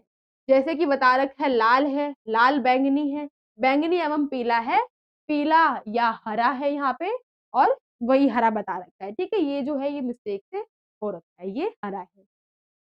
तो बता रखा है कि किस तरीके से इसमें यूज़ कर रहे हैं, एक कोई रंग है जो कि प्रधान है। हम इस कलर की बात कर लिए जो प्रधान है, इसी के हिसाब से जो अन्य रंग होता है उसको चुना जाता है, उसी को हम क्या करते हैं, अनुरूप पूरक सम्मेलन कहते हैं। ठीक है? नेक्स्ट देख लेते हैं ऋणात्मक सुमेलन। इसमें क्या है, इस रंग योजना में 3 रंगों का संयोजन होता है। इसमें हम क्या करते हैं, कोई भी 3 रंग होते हैं उसका हम संयोजन करते हैं, जो रंग चक्र के समान भुजाओं वाले त्रिकोण बनाते हैं। अब किसी 3 तरीके से है, हम इन 3 रंगों का यूज़ कर रहे हैं, ठीक है? ये 3 रंग है जैसे कि बता रखा है लाल, नीला, पीला। इसको हम ऋणात्मक सुमेलन बोलेंगे। हम जिसमें 3 प्रकार के रंगों का यूज़ कर रहे हैं जो कि तीनों भुजाओं पर है। जैसे कि एग्ज़ाम्पल में बता रखा है लाल, नीला, पीला और क्या हम इसी को ऋणात्मक सुमेलन कहते हैं। तो ये सारे आपके जो थे रंग चक्र, जो कि विषम रंग चक्र के थे, रंग योजना थी। आई होप आपको ये क्वेश्चन जो है वो समझ में आ गया होगा। आप इसका स्क्रीनशॉट ले लीजिए। नेक्स्ट क्वेश्चन अब हम देख लेते हैं। वस्त्रों पर सरल रेखाएं 3 प्रकार की होती है। प्रत्येक प्रकार का नाम हमें बताना है। 3 प्रकार की रेखा आपको याद रखना है, उसके नाम बताने हैं कौन-कौन से हैं। तो एक है ऊर्ध्वाधर, लंबतर रेखाएं जो लंबाई का आभास करवाती है। कुछ इस प्रकार से होगी जो कि हमें क्या है, लंबाई का आभास करवाती है। क्षैतिज रेखाएं हैं जो लेटी हुई रेखाएं होती है, क्षैतिज रेखाएं, ये क्या है, चौड़ाई का आभास करवाती है। तिरछी विकर्ण रेखाएं, ये कोण की कोटि और दिशा पर निर्भर करते हुए चौड़ाई और लंबाई को बढ़ाती है।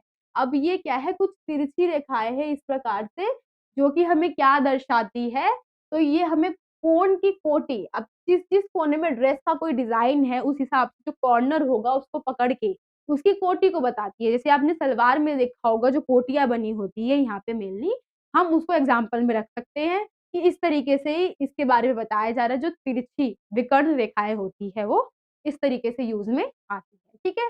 तो आई होप आपको ये जो क्वेश्चन है समझ में आ गया होगा, ज़्यादा कुछ डिफिकल्ट नहीं है, आपको बस ये याद कर लेना है। नेक्स्ट क्वेश्चन हम देख लेते हैं। उपभोक्ता की मांग की व्याख्या करने के लिए लक्षित बाजार और ग्राहक प्रोत्साहन को समझना चाहिए। इस कथन को संक्षेप में बताइए। अब बता रखा है इस क्वेश्चन में हमसे ये पूछा है कि जो उपभोक्ता है उसकी मांग, अब उपभोक्ता की मांग क्या है, अलग-अलग मांगे होती है।